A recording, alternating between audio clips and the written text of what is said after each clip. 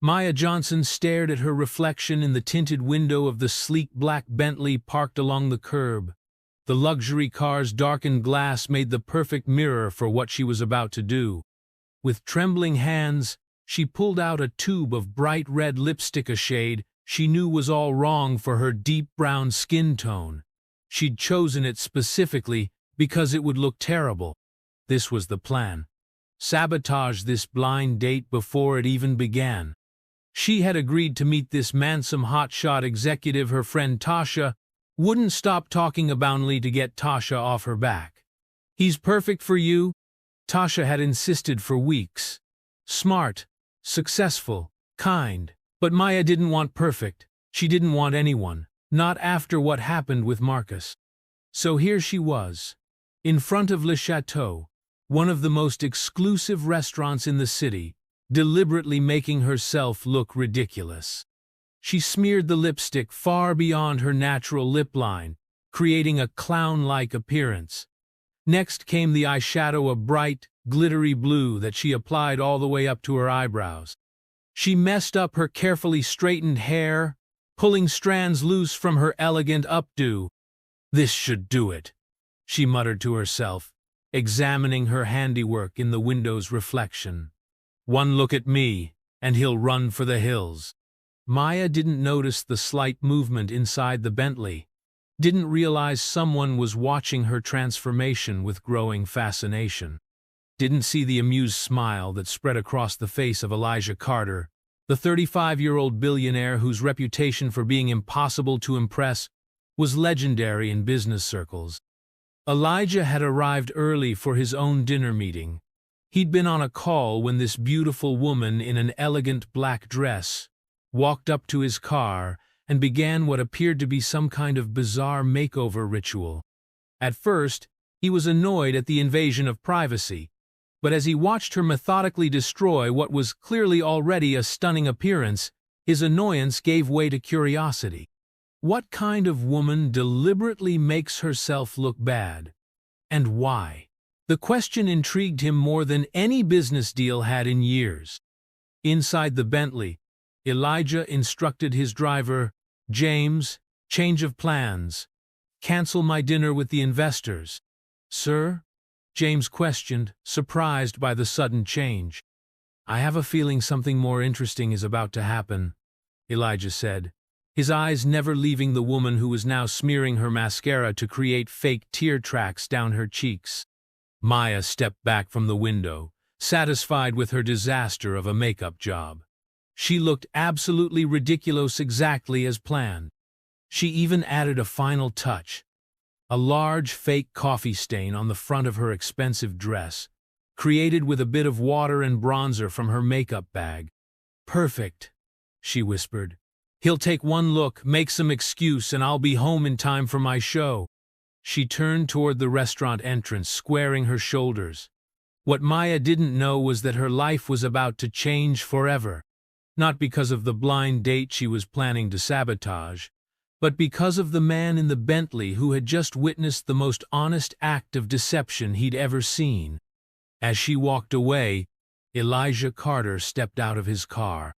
"James," he said to his driver, "I need to know who that woman is." "Would you like me to follow her, sir?"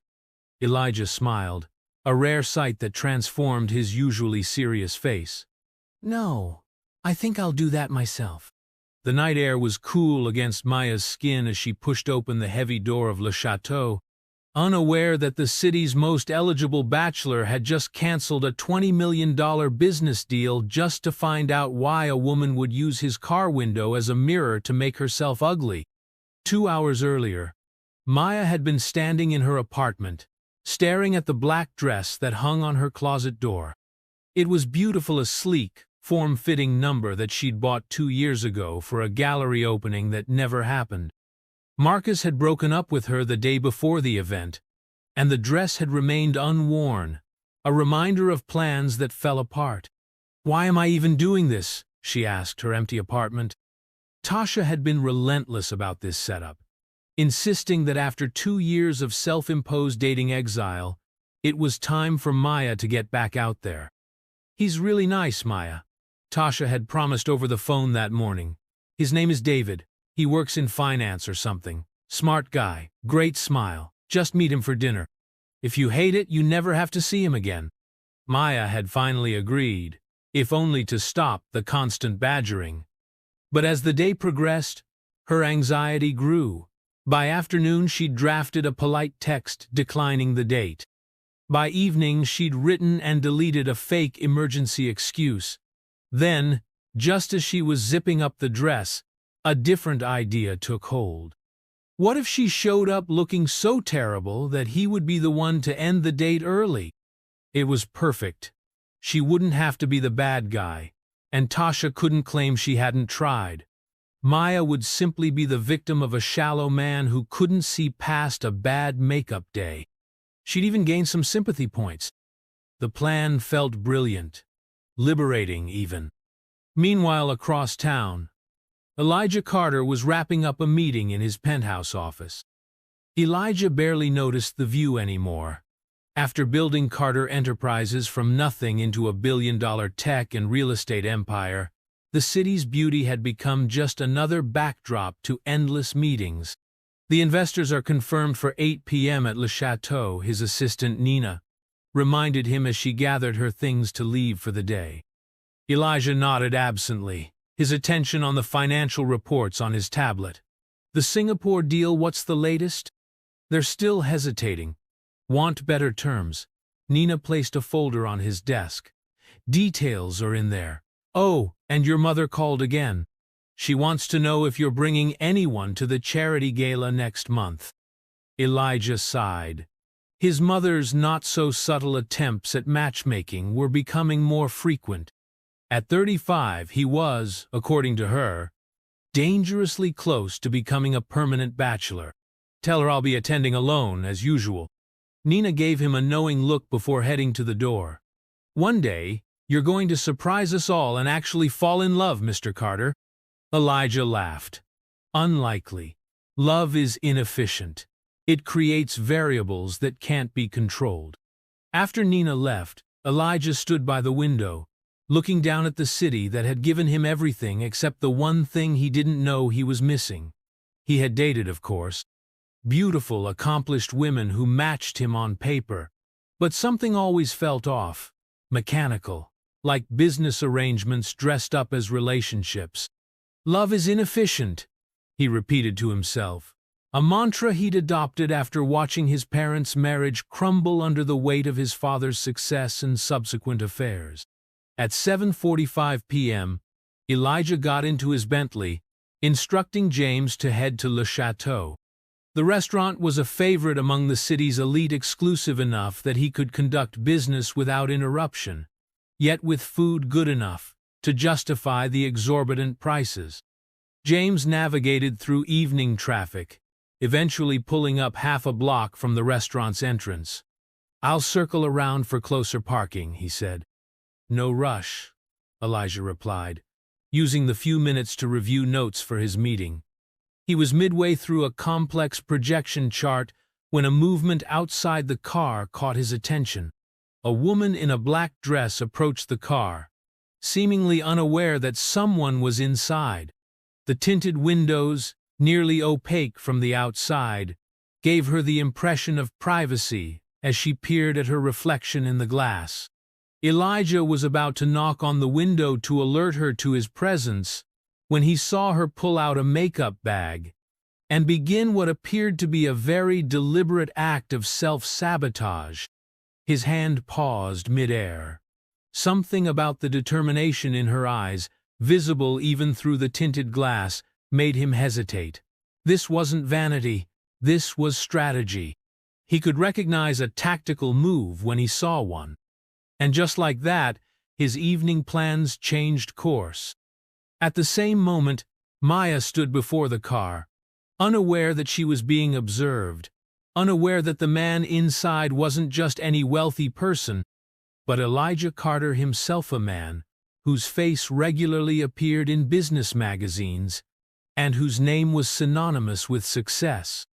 She was too busy executing her plan to notice the slight shift of movement within the car, or the curious eyes that watched her transformation from beauty to beast with growing fascination. Two strangers, connected by a window between the moan seeking escape, the other suddenly feeling more awake than he had in years. Maya pushed through the heavy doors of Le Chateau, her confidence in her plan making her bold despite her ridiculous appearance.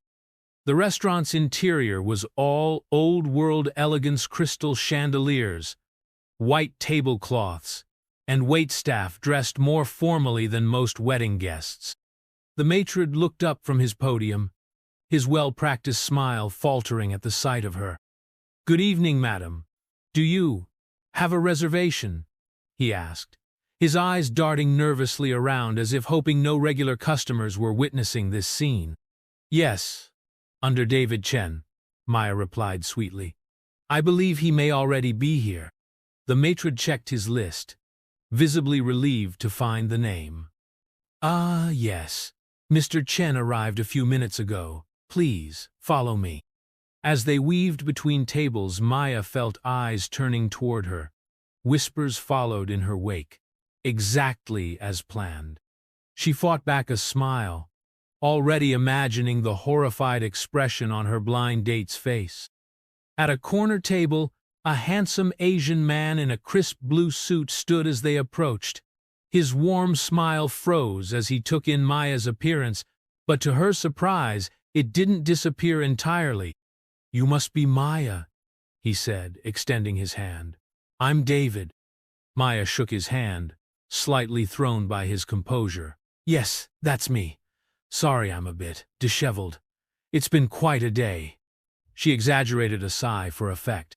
"Please, sit down," David offered, pulling out her chair. Outside, Elijah Carter stepped into Le Chateau less than a minute after Maya. He nodded to the maitre d', who recognized him immediately. "Mr. Carter, we weren't expecting you tonight. Your usual table?" "Actually," Elijah said quietly, "I'd prefer something with a view of the corner table." He discreetly pointed toward where Maya was now seated with her date. The maitre didn't question the request. Elijah Carter's preferences were law in establishments like this. "Of course, sir. Right this way." Elijah was shown to a table with a perfect vantage point. He could see Maya's face clearly, though her back was to him. Her date sat facing Elijah's direction, unaware that one of the city's most powerful men was watching their interaction with unusual interest. "Will anyone be joining you, sir?" the waiter asked. "No, just me." Elijah opened the menu but didn't look at it. "Bring me whatever the chef recommends tonight. And a bottle of the Bordeaux I had last time." At the corner table, Maya was becoming increasingly frustrated. David Chen was being irritatingly nice despite her appearance. He hadn't run away or made an excuse to leave early. Instead, he was making pleasantly neutral conversation about the restaurant's famous breadbasket. "So, Tasha tells me you're an art curator," David said, buttering a piece of sourdough. Maya nodded, deliberately smearing her already ruined lipstick as she took a bite of bread. "Contemporary African and African-American artists, mainly." "That's fascinating. I actually just saw an exhibition at the Hammond Gallery last weekend. They had this incredible installation by a Nigerian artist." "Olawale Peters," Maya finished, momentarily forgetting her plan in her enthusiasm. "His work on diaspora identity is revolutionary. You saw that?" David's eyes lit up. "Yes. The piece with all the mirrors and family photographs was moving. I stood there for probably 20 minutes just taking it in." Despite herself, Maya felt a spark of genuine interest. David had actually gone to a serious art exhibition, not just some trendy show that people attended to be seen, and he had opinions about it, good ones. "The mirrors represent the fractured sense of self," she found herself explaining. "The way identity gets reflected and distorted through migration and—" She stopped abruptly, realizing she was getting pulled into a real conversation. "Sorry," she said, remembering her mission. "I don't mean to bore you with art talk." She deliberately knocked over her water glass, sending ice cubes skidding across the white tablecloth. "Not boring at all," David said, quickly helping the waiter who rushed over to clean up the spill. "Actually, I'd love to hear more about your perspective on Peter's work." From his table, Elijah watched the scene unfold with growing amusement. He couldn't hear their conversation, but the woman's body language told a clear story. She would say something. Her date would respond pleasantly, and then she would deliberately do something awkward or unpleasant, dropping food, talking with her mouth full, snorting when she laughed.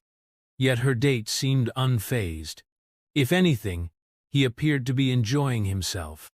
Elijah found himself oddly invested in this strange dinner theater. Who was this woman? And why was she so determined to sabotage what appeared to be a perfectly pleasant date with a man who, by all appearances, was being patient and kind?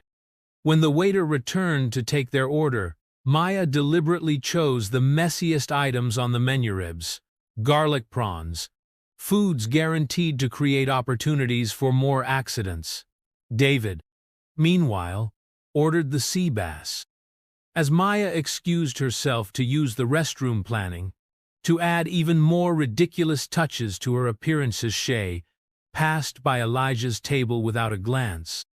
But he noticed everything about her: the intelligence in her eyes despite the clownish makeup, the grace in her movements despite her deliberate clumsiness, the flashes of genuine passion when she forgot herself during their conversation.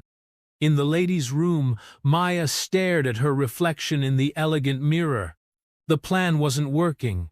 David was being so nice that she was actually starting to feel guilty about her scheme. Worse, she was starting to like him. He was knowledgeable about art, easy to talk to, and either truly didn't care about her appearance or was the most polite man on the planet. "Stick to the plan," she told her reflection firmly. She added more blue eyeshadow, messed up her hair further, and even stuck a piece of toilet paper to her heel for good measure. When she returned to the table, she found David engaged in conversation with a tall, impeccably dressed man who had stopped by their table. "Maya," David said as she approached, "this is—" "Elijah," the stranger interrupted, extending his hand to Maya with a smile that transformed his serious face. "Elijah Carter. I'm an old friend of David's. Hope you don't mind the interruption." Maya took his hand, suddenly very aware of how ridiculous she looked. Something about this man's intense gaze made her feel like he could see right through her charade. "Not at all," she managed. "Elijah and I worked together briefly at Morgan Stanley," David explained, though he looked slightly confused, "before he went off to build his empire." "Ancient history," Elijah said smoothly. "I just wanted to say hello when I saw you." He turned to Maya. "David always had excellent taste. I can see that hasn't changed." Before either of them could respond, Elijah nodded politely and returned to his table, leaving Maya staring after him, puzzled by the brief interaction and the strange flutter in her chest when he'd looked directly at her. Back at his table, Elijah smiled to himself. The first move had been made. Maya couldn't stop thinking about the strange encounter with Elijah Carter as she returned to her sabotage mission. There was something unsettling about the way he had looked at her, not with the polite disregard or concealed shock she'd been getting from other diners, but with a kind of amused understanding, as if he knew exactly what she was doing. "So, you know Elijah Carter?" she asked David, trying to sound casual as she deliberately spilled a bit of sauce on the tablecloth. David dabbed at the spill with his napkin. "Not well. We overlapped at the firm for maybe 6 months before he left to start his company. He probably wouldn't remember me if we hadn't been assigned to the same project. That's why I was surprised when he came over." He looked thoughtful. "Actually, I don't think I've ever seen him acknowledge anyone in public like that before." "Oh? Is he some kind of big shot?" Maya asked, genuinely curious despite herself. David laughed. "You could say that. Elijah Carter is probably the most successful entrepreneur in the city, self-made billionaire by 30. Built Carter Enterprises from scratch. They do everything from tech to real estate development. He glanced over at Elijah's table.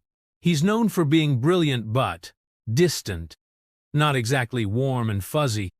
Maya followed his gaze. Elijah was sitting alone, seemingly focused on his meal, but she had the strange feeling he was aware of their attention. "Well, he seemed perfectly friendly to me," she said, turning back to David. "That's the surprising part," David replied. "I've read interviews where his own executives call him intimidatingly reserved. The business press calls him the Iceman." As their main courses arrived, Maya found herself increasingly distracted. Her sabotage efforts continued. She laughed too loudly, chewed with her mouth slightly open, and even pretended to take a phone call in the middle of David's story about his recent trip to Japan. But her heart wasn't in it anymore. Part of her attention remained fixed on the solitary figure several tables away. At one point, she caught Elijah looking directly at her. Instead of glancing away, he held her gaze for a moment, the corner of his mouth lifting in a barely perceptible smile. Maya quickly looked down at her plate, her cheeks warming beneath her ridiculous makeup. "Are you feeling all right?"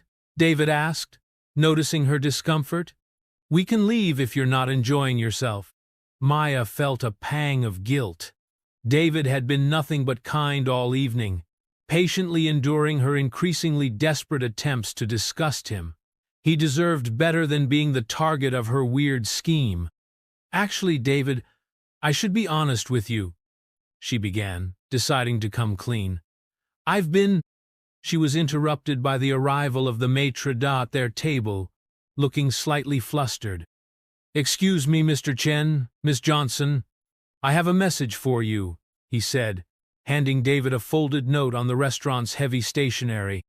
David opened it, his eyebrows rising in surprise as he read. "It seems our dinner has been taken care of," he said. In elegant handwriting, the note read, "David, consider this repayment for your insights during the Westlake project. Ms. Johnson, it was a pleasure to meet you. Your artistic perspective on Peter's work carries more weight than you realize. E.C." Maya looked up in shock, her eyes immediately finding Elijah's table now empty. "He's gone," David said, following her gaze. "And apparently he's picked up our check. That's unprecedented." Maya felt oddly disappointed. How did he know about my comments on Peter's work? We hadn't discussed that before he came over. David looked equally confused. "And how did he know your last name?" "I don't think I mentioned it." A waiter approached with dessert menus, but David waved them away. "I think we're finished, thank you." Outside the restaurant, David hailed a taxi for Maya. The evening had shifted into something neither of them had anticipated, and an awkward silence had fallen between them. "Maya," David said as the taxi pulled up, "I had a nice time tonight, despite—" Maya felt her face burn with shame. "Look, David, I should explain." "No need," he said with a kind smile. "We all have our reasons for the things we do. For what it's worth, even with the, creative makeup choices—" Maya thanked him, relieved by his graciousness, but still embarrassed. As she settled into the taxi, David leaned in through the window. "One more thing," he said. "I've known a lot of people in finance. The really successful ones can read people like books." He glanced meaningfully back at the restaurant. "Just something to think about." As the taxi pulled away, Maya wiped at her face with a tissue, smearing the garish makeup further. Her mind was racing, piecing together the events of the evening. The way Elijah had appeared at their table, the specific mention of her comments about Peter's work in his note, his knowledge of her last name. A cold realization washed over her. What if he had somehow overheard her earlier? What if he had been watching? She thought back to the beginning of the evening, to her private moment, using the tinted window of that luxury car as a mirror. The Bentley. A car exactly like someone of Elijah Carter's status would own. "Oh my God," she whispered, horror dawning on her face as the pieces fell into place. The tinted windows, the slight movement she'd vaguely registered but ignored. He must have been inside the car the entire time, watching as she deliberately made herself look ridiculous. The taxi driver glanced at her in the rearview mirror. "Everything okay back there, miss?" Maya couldn't answer. She was too busy dying of mortification, sinking low in the seat as if she could disappear entirely. Meanwhile, in his penthouse across town, Elijah Carter stood by the floor-to-ceiling windows, a rare smile playing on his lips as he thought about the woman who had used his car window as a vanity mirror. A woman who had deliberately sabotaged her own appearance for reasons he couldn't yet fathom, but was determined to discover. He looked down at the business card in his hand. Maya Johnson, Senior Curator, Hammond Gallery. It hadn't been difficult for his assistant to find her information once he knew her name and profession. "Maya Johnson," he said aloud, testing the name in the empty room. "What were you running from tonight?" For the first time in years, Elijah felt a spark of genuine curiosity about another person. Tomorrow, he decided, he would pay a visit to the Hammond Gallery. The Hammond Gallery was quiet the next morning, the kind of peaceful quiet that Maya loved. Early mornings before the doors opened to the public were her favorite time, just her and the art, communing in the pristine white space. Usually, this was when she felt most at peace, most herself. Not today. Today, she was exhausted and embarrassed. After her late-night revelation about who had been in the Bentley, she'd barely slept, replaying the mortifying scenario over and over in her mind. How could she have been so stupid? Using a stranger's car as a mirror was presumptuous enough, but to have that stranger turn out to be Elijah Carter, billionaire, renowned businessman, apparently the Iceman himself, made it 1,000 times worse. And then for him to witness her deliberately botching her date, to watch her act like a complete fool. Maya groaned, burying her face in her hands as she sat at her desk in the gallery's back office.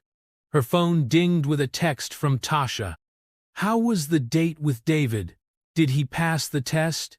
He's texting me for your number, so I'm guessing it wasn't a total disaster." Maya wasn't ready to explain the whole bizarre situation. She typed back a non-committal, "Tell you later," and set her phone aside. She needed to focus on work. The new exhibition was opening in 3 days, and there were still a dozen details to finalize. She emerged from her office into the main gallery space, where installation of the new exhibition was nearly complete. Reflections in Diaspora featured works by contemporary artists exploring themes of identity, migration, and belonging, including the Olawale Peters installation she had discussed with David the night before. Maya stood before the Peters installation, a complex arrangement of mirrors and family photographs that created an infinite regression of reflections. Normally, the piece moved her deeply. Today, it just reminded her of her own reflection in the tinted window of Elijah Carter's Bentley. Beautiful work. The deep voice behind her made Maya freeze. No, it couldn't be. Slowly, she turned around. Elijah Carter stood a few feet away, impeccably dressed in a charcoal suit that looked like it cost more than her monthly salary. In the bright gallery lighting, she could see details she'd missed in the restaurant's dim ambiance: the sharp intelligence in his dark eyes, the slight curl to his short black hair, the strong line of his jaw. "Mr. Carter," she managed, grateful that she'd at least remembered to wash off all the ridiculous makeup from the night before. "The gallery isn't open to the public yet." "I know. I called ahead and spoke with the director. Mentioned I was interested in acquiring some pieces for the new Carter Tower lobby." His voice was calm, measured, but there was a hint of amusement in his eyes. She was quite accommodating. Of course she was. Maya thought. Susan would roll out the red carpet for someone like Elijah Carter. The gallery always needed wealthy patrons. I see, Maya said, trying to maintain professional composure. Well, welcome to Hammond Gallery. Is there a particular style or artist you're interested in? I'm particularly interested in Peter's work, he said, nodding toward the installation. After hearing your passionate analysis last night, I wanted to see it for myself. Maya felt her cheeks warm. So he had been eavesdropping on her conversation with David. Yes. The fractured sense of self. The way identity gets reflected and distorted through migration. Elijah finished, quoting her exact words from the night before. That's what you were saying before you stopped yourself. Maya stared at him, momentarily speechless. Not only had he been listening, but he'd remembered her words verbatim. Mr. Carter. Elijah, please? Elijah, she continued, deciding to face the elephant in the room. About last night. I think we both know that I used your car window as a mirror without realizing you were inside. I apologize for the invasion of privacy. His expression remained neutral, but his eyes crinkled slightly at the corners. Apology accepted, though it was rather entertaining. What I'm more curious about is why a beautiful woman would deliberately make herself look. He paused, searching for a diplomatic word. Like a train wreck? Maya supplied. I was going to say unconventional, but yes. Maya sighed. There was no point in further embarrassment. I was trying to sabotage my blind date. I didn't want to be there, but I didn't want to be rude by canceling. So I thought if I looked terrible enough, he would be the one to end the evening early. To her surprise, Elijah laughed a rich, genuine sound that transformed his serious face. That's creative problem-solving. Ineffective, as it turned out, but creative. David was annoyingly nice about the whole thing, Maya admitted, finding herself smiling despite her embarrassment. He always was a decent person, Elijah agreed, though I barely knew him. You remembered enough to stop by our table and pretend you were old friends, Maya pointed out. Elijah had the grace to look slightly abashed. I was curious. It's not every day you see someone execute such an elaborate plan to escape a pleasant dinner. They had been walking slowly through the gallery as they talked, stopping now before a large canvas of abstract shapes in vibrant reds and golds. Why didn't you want to be on the date? Elijah asked, his attention seemingly on the painting. David seemed perfectly adequate. Adequate isn't enough, Maya said without thinking. Not anymore. Elijah turned to her, his gaze intensifying. What would be enough? Maya looked away, uncomfortable with his directness. I don't know. Maybe nothing. The way I focus on mine? He asked, and there was a note of something like self-deprecation in his voice. You seem to have done well with that approach, Maya observed. Professionally, yes. He paused, then added so quietly she almost didn't hear it. Otherwise, the jury's still out. An awkward silence fell between them. Maya wasn't sure what to make of this conversation. Why was Elijah Carter really here? Surely not just to discuss her dating disasters or even to buy art. Mr. Carter, Elijah, she corrected herself. I'm not sure why you're really here, but have dinner with me, he said abruptly. Maya blinked. What? Dinner. Tonight. A real dinner, not a sabotaged one. His usual confident demeanor seemed to waver slightly. Unless you're planning to smear lipstick all over your face again. Why? Maya asked, genuinely confused. Elijah considered the question seriously. Because in all my years in business, I've never seen anyone approach a problem quite the way you did last night. It was refreshingly honest, even if the execution was unorthodox. I'd like to know more about how your mind works. So this is professional curiosity? Maya asked, trying to understand. Let's call it personal curiosity, Elijah replied. No pressure, no expectations, just dinner. Maya should have said no. This man had witnessed her at her most ridiculous, had essentially spied on her most embarrassing moment. Yet something about his straightforward manner, the hint of vulnerability beneath his polished exterior, made her hesitate. "I don't think. I promise not to park my car where you might be tempted to use it as a vanity mirror," he added with a smile that transformed his face. Despite herself, Maya laughed. "You're never going to let me live that down, are you?" "Not any time soon, no." Maya looked at him, really looked. Beyond the expensive suit and the powerful persona was a man who seemed genuinely interested in her, quirks and all. It was intriguing. "All right," she found herself saying. "Dinner. But somewhere casual. No fancy restaurants where people will wonder why you're dining with someone so far beneath your tax bracket." "Deal," Elijah said, and for a moment he looked almost boyishly pleased. "I know just the place. I'll pick you up at 7? Before Maya could tell him that she didn't need to be picked up, that she could meet him wherever they were going, he handed her a business card. "My personal number," he explained. "Text me your address." "And Maya?" His expression grew serious again. "Come as yourself this time. No sabotage necessary." As he turned to leave, Maya called after him, "Wait, what about the art? Weren't you here to look at pieces for your building?" Elijah glanced back with a small smile. "I'll be in touch about that too. The Peters piece is definitely a contender." After he left, Maya stood in the empty gallery, his business card between her fingers, wondering what strange twist of fate had turned her embarrassing blind date disaster into whatever this was. Her phone buzzed with another text from Tasha. "Hello? Details about David, please."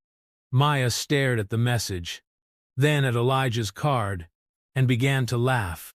How could she possibly explain that her attempt to sabotage a blind date had somehow led to dinner plans with one of the city's most eligible bachelors?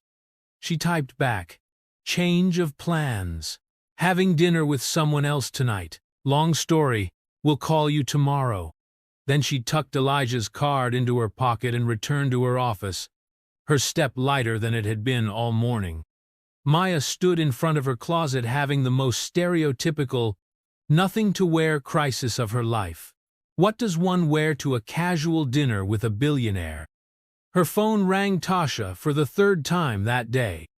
You can't just drop a bomb like having dinner with someone else's and not explain, Tasha said when Maya answered.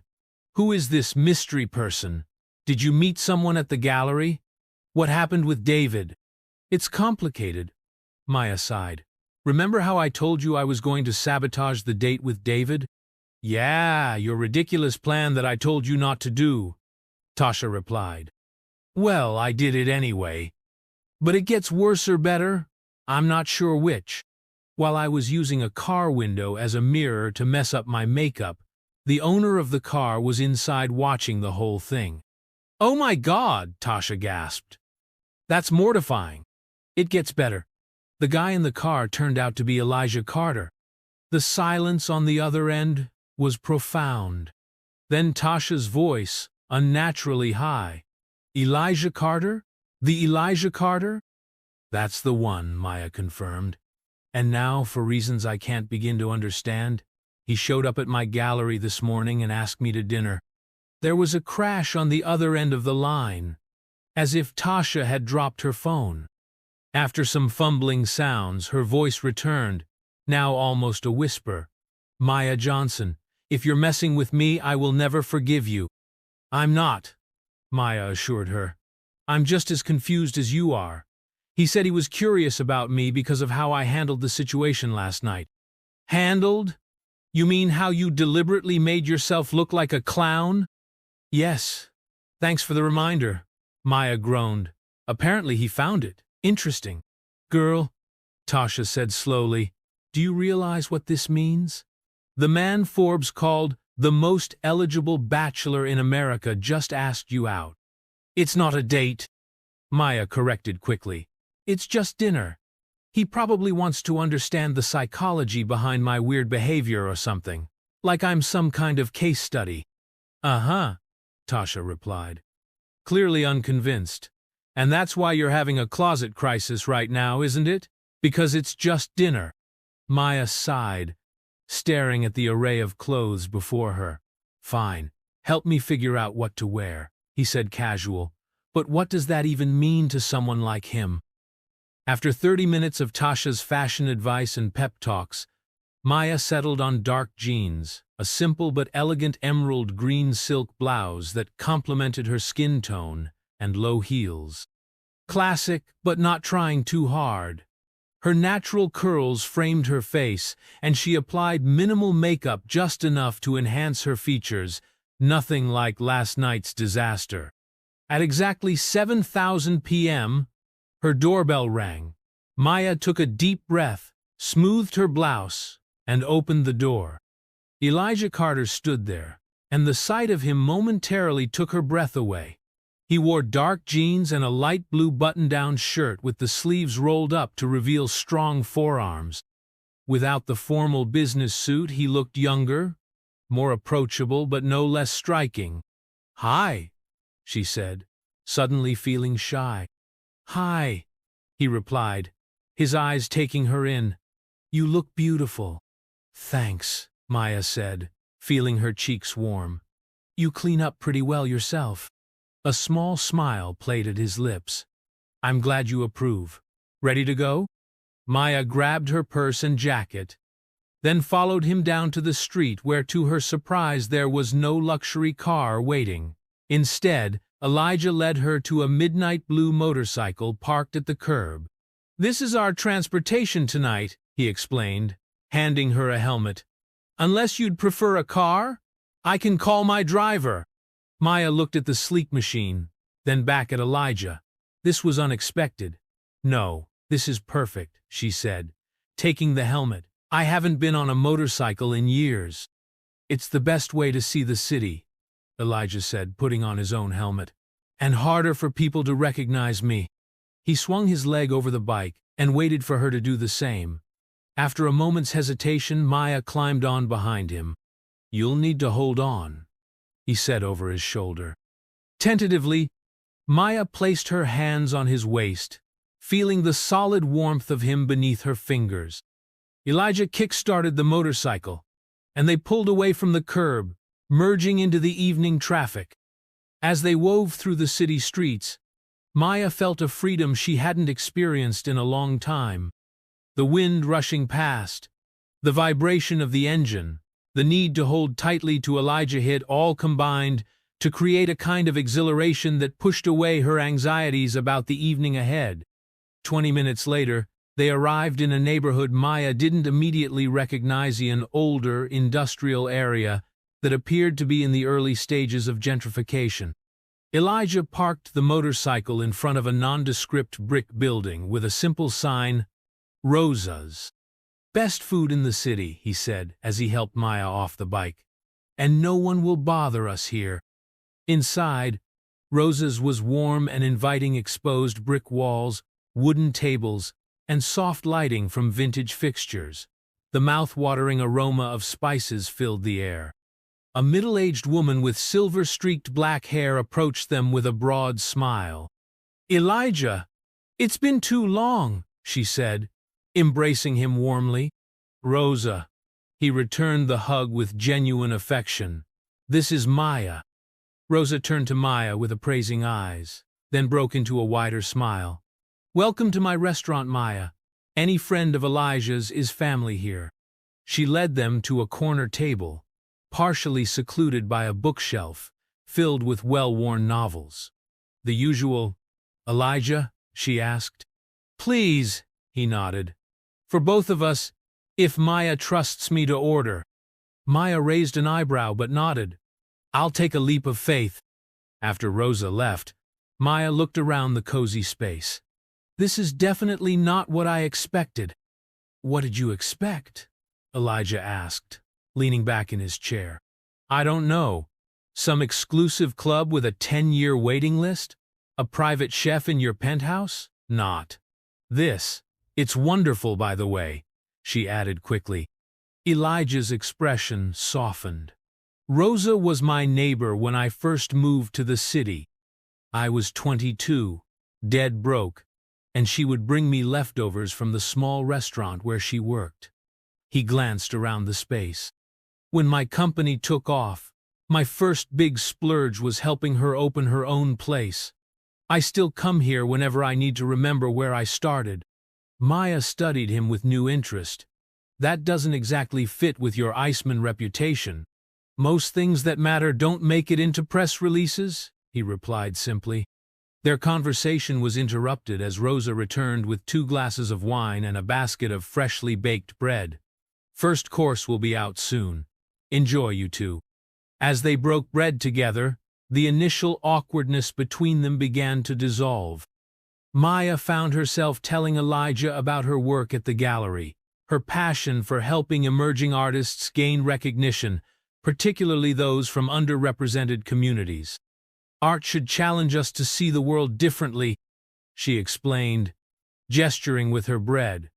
It should make us uncomfortable sometimes, force us to confront truths we might prefer to ignore. That's why I'm drawn to Peter's work, Elijah said. The way he uses reflections to create both connection and distortion, it's a powerful metaphor for how we see ourselves versus how others see us. Maya paused, bread halfway to her mouth. That's exactly what I was trying to express in the exhibition notes. Great minds, Elijah said with a slight smile, raising his glass in a small toast. The food arrived a parade of dishes that Rosa brought out herself. Fragrant paella, grilled seafood with herbs, roasted vegetables in a sauce Maya couldn't quite identify but found addictive. This is amazing, she said after the first few bites. How is this place not packed every night? It usually is, Elijah said. Rosa closes to the public on Mondays. This is her family meal night. She makes an exception for me occasionally. So we have the whole restaurant to ourselves? Maya looked around, suddenly more aware of the intimate setting. Is that okay? Elijah asked, watching her reaction carefully. Maya considered for a moment, then nodded. Yes, actually. It's nice not to worry about people staring at us and wondering why you're having dinner with someone like me. Elijah's brow furrowed. Someone like you? You know what I mean, Maya said, focusing on her food. I'm not exactly in your social circle. My social circle is overrated, Elijah replied dryly. Mostly people who want something from me, or want to be seen with me. It gets old. Is that why you're having dinner with the crazy lady who used your car as a vanity mirror? Maya asked with a self-deprecating smile. For a change of pace? Elijah set down his fork and looked at her directly. I'm having dinner with you because in the 30 seconds I watched you transform yourself from beautiful to bizarre, I saw more authenticity than I've encountered in years of business dinners and charity galas. Maya didn't know how to respond to that. The intensity in his eyes, the directness of his statement, it left her momentarily speechless. I'm sorry, he said, breaking the tension. That was too much. No, Maya said quickly. It's just not what I'm used to hearing, especially not from someone like. She caught herself. Someone like me? Elijah finished with a hint of amusement. I was going to say someone I just met. Maya lied, and they both knew it. The conversation shifted to safer territory, books they'd read, places they'd traveled, music they enjoyed. Maya was surprised to discover how much they had in common despite their different worlds. Elijah was well-read and thoughtful, with opinions that challenged her own in interesting ways. Over dessert, a decadent flan that Rosa insisted they try, Maya finally asked the question that had been on her mind all evening. Why did you really ask me to dinner, Elijah? The truth. Elijah considered the question, turning his dessert spoon between his fingers. Curiosity, at first, he admitted. I wanted to know what would drive someone to do what you did.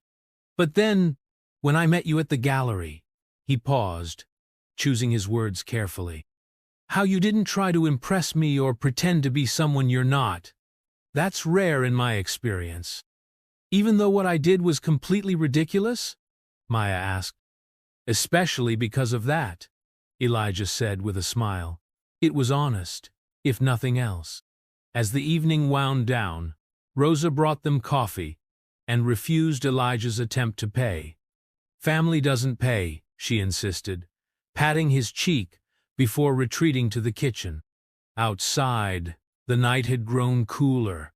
Elijah draped his jacket over Maya's shoulders as they walked to the motorcycle. Thank you for tonight, Maya said, looking up at him. It wasn't what I expected. In a good way, I hope? In a very good way, she confirmed. The ride back to her apartment was quiet, the city lights streaming past them like stars. Maya held on to Elijah more confidently now, allowing herself to enjoy the closeness, the solid warmth of him against the cool night air.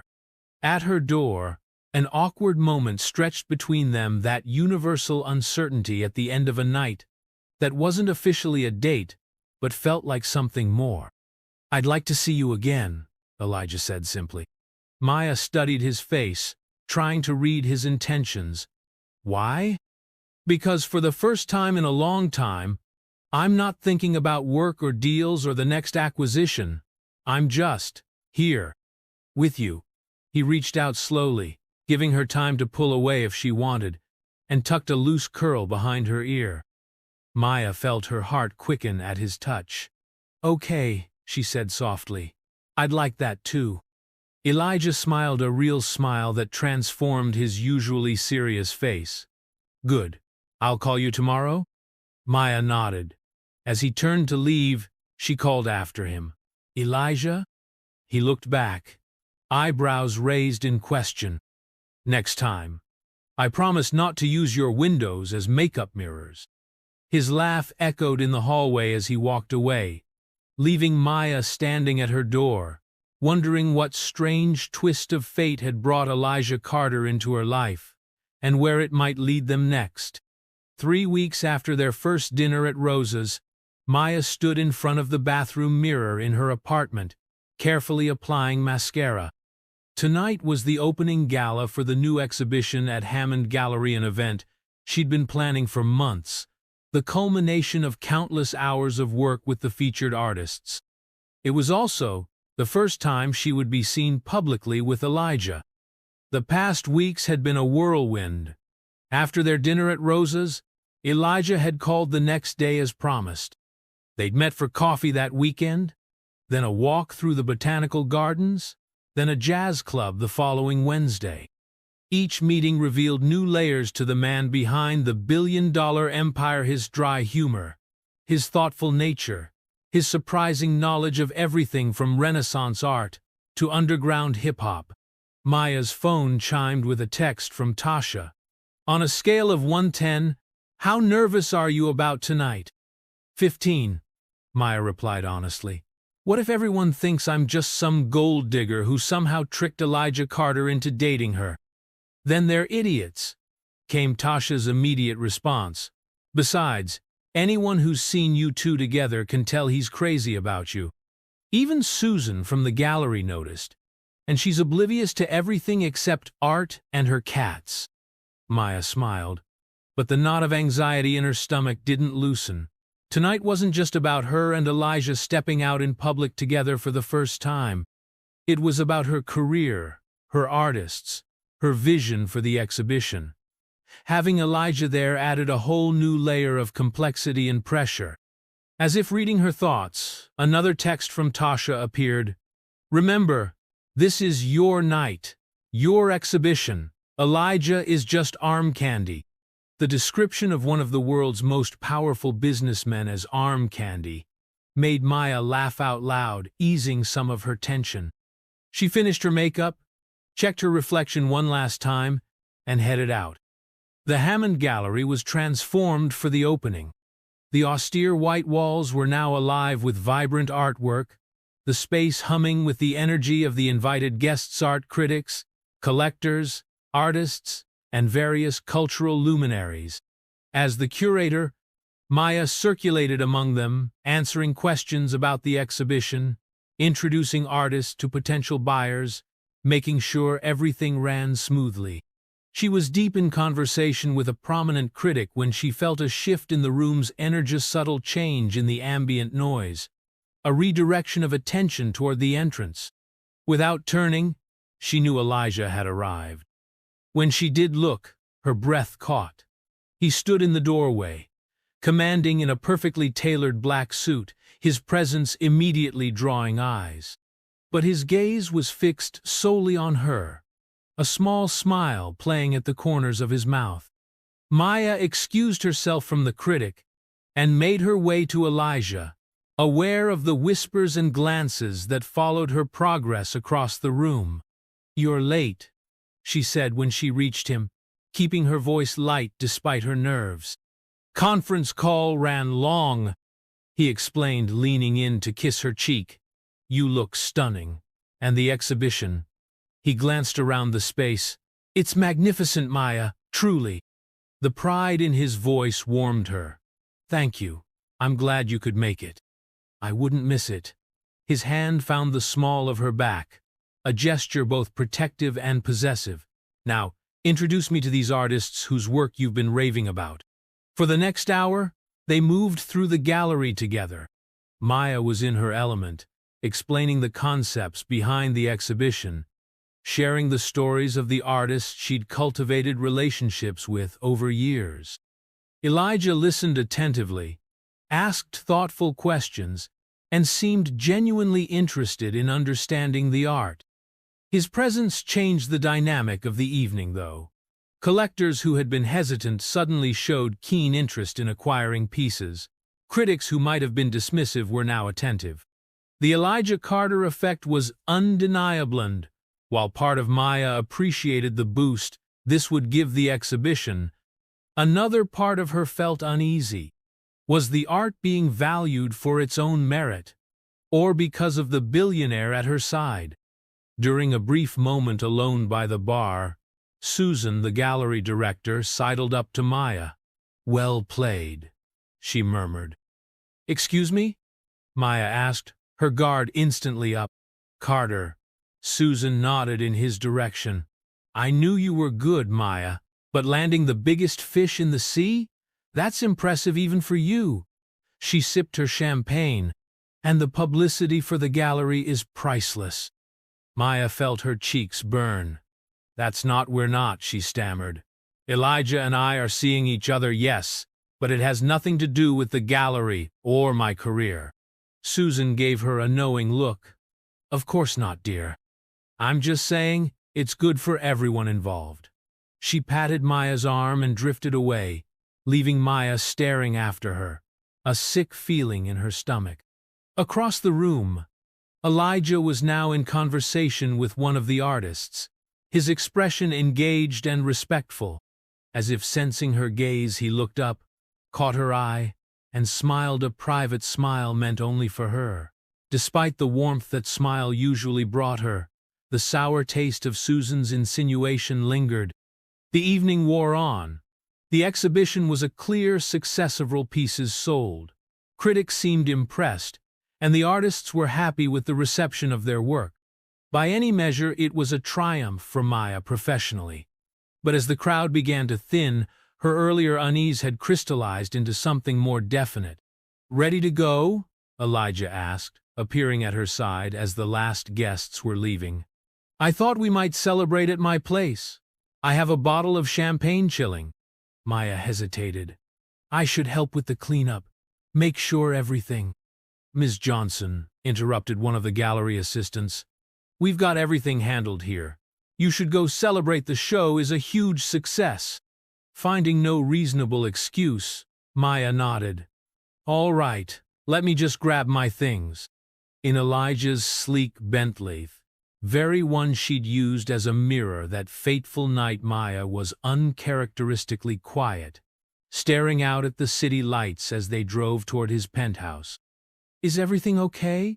Elijah asked, his hand finding hers in the darkness. "You seem distant." Maya turned to him, studying his face in the shadows. "Did you buy anything tonight?" "3 pieces," he replied. "The Peters installation we discussed. the large canvas by Adatola, and one of the mixed media pieces by Chen. They'll be perfect for the new building lobby. Would you have bought them if you weren't dating me? The question came out more bluntly than she'd intended. Elijah's brow furrowed. What are you asking, Maya? I'm asking if you're interested in the art, or if you're just trying to help me. The car slowed to a stop at a red light, casting a red glow over both their faces. Elijah turned to her fully now. I bought those pieces because they're extraordinary works of art that spoke to me. The fact that you curated them, that you helped bring these artists to prominence, only makes them more meaningful to me. But would you even have seen them if not for me? Maya pressed. Maybe not, he admitted. But what's your point?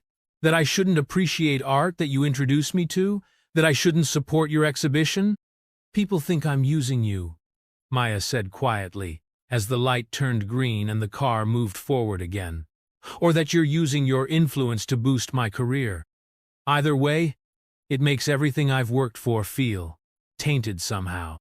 Elijah was silent for a long moment. When he spoke, his voice was carefully controlled.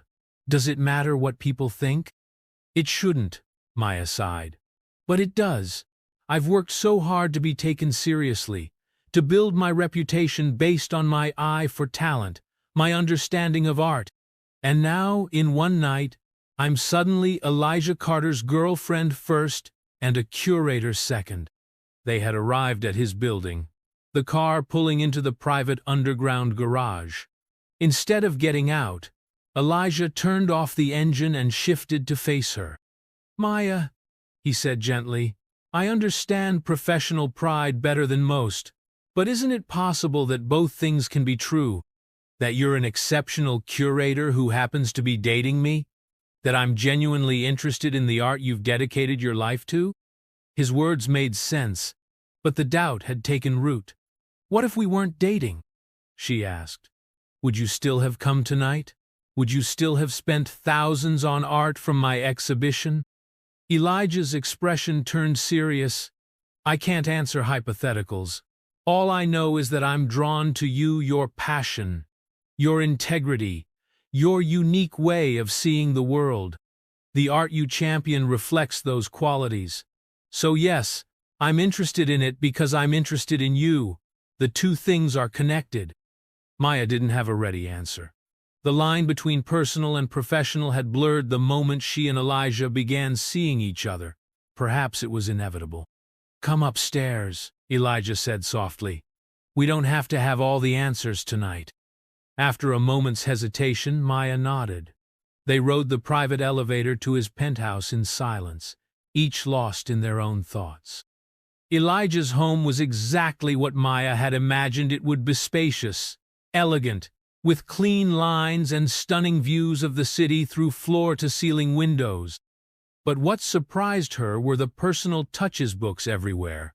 A record player with vinyl albums stacked beside it, photographs of family and friends. It wasn't the cold showplace apartment she might have expected from the Iceman. As Elijah went to get the champagne, Maya wandered to one wall where several paintings hung. She recognized the style immediately: Leroy Campbell, a mid-career artist she'd featured in one of her first exhibitions years ago. You have Campbell originals, she said when Elijah returned with 2 glasses. Yes, he replied, handing her a glass. I bought them 5 years ago at a small gallery across town. The Hammond Gallery, I believe it was. Maya turned to him in surprise. 5 years ago? That was my first major show as a junior curator. Elijah smiled. I know. I was there. You spoke about Campbell's work with such conviction, such clarity. I didn't meet you that night, but I remembered your name. You were at my first show? Maya could hardly believe it. You knew who I was before the car window incident? Not well, Elijah admitted. I remembered a passionate young curator who made me see Campbell's work in a new light. I bought 2 pieces that night based solely on your presentation. He gestured to the paintings. When I saw you using my car window as a mirror, I didn't immediately place you. But later, at the restaurant, When you were talking about art with David, something clicked. Maya stared at him, processing this revelation. I was curious about the connection, he said. The curator I remembered and the woman who deliberately sabotaged her date. Two sides of the same person. Maya moved to the window, looking out at the city lights as she sipped her champagne. Does it? Elijah came to stand beside her. Or does it simplify them? I was drawn to your mind, your passion for art, long before I knew anything else about you. Maya turned to face him, searching his eyes for the truth. I need to know that whatever this is between us won't undermine everything I've worked for. My reputation, my credibility, they matter to me. They matter to me too, Elijah said seriously. I would never want to diminish what you've built. He set down his glass and took her free hand in both of his. Maybe we need to be more careful about how we navigate the intersection of our personal and professional lives. Set some boundaries. I don't want to lose what we're building together. The vulnerability in his voice, so different from his public persona, touched something in Maya. She knew he was right. There was no perfect solution, no way to completely separate their relationship from their respective careers.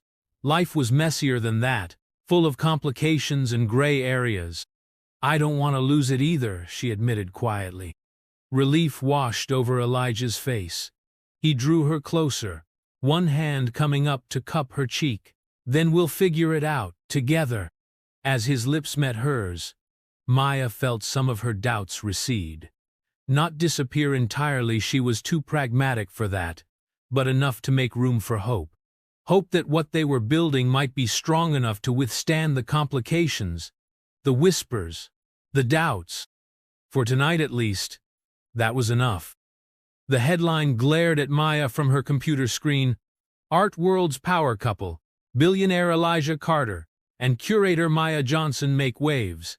The article, published in one of the city's most read culture blogs, featured a photo of them at the exhibition opening. Elijah's hand at the small of her back as they admired one of the installations. It had been a month since that night, a month of navigating their growing relationship while trying to maintain professional boundaries. They'd been careful. Elijah had stopped attending her gallery events, instead viewing exhibitions privately. Maya had recused herself from any acquisition decisions involving his company's art collection. They'd tried to keep their relationship low-key, out of the public eye. Clearly, it hadn't been enough. The article itself wasn't negative. If anything, it was fawning, praising the synergy between the business titan and the art world visionary.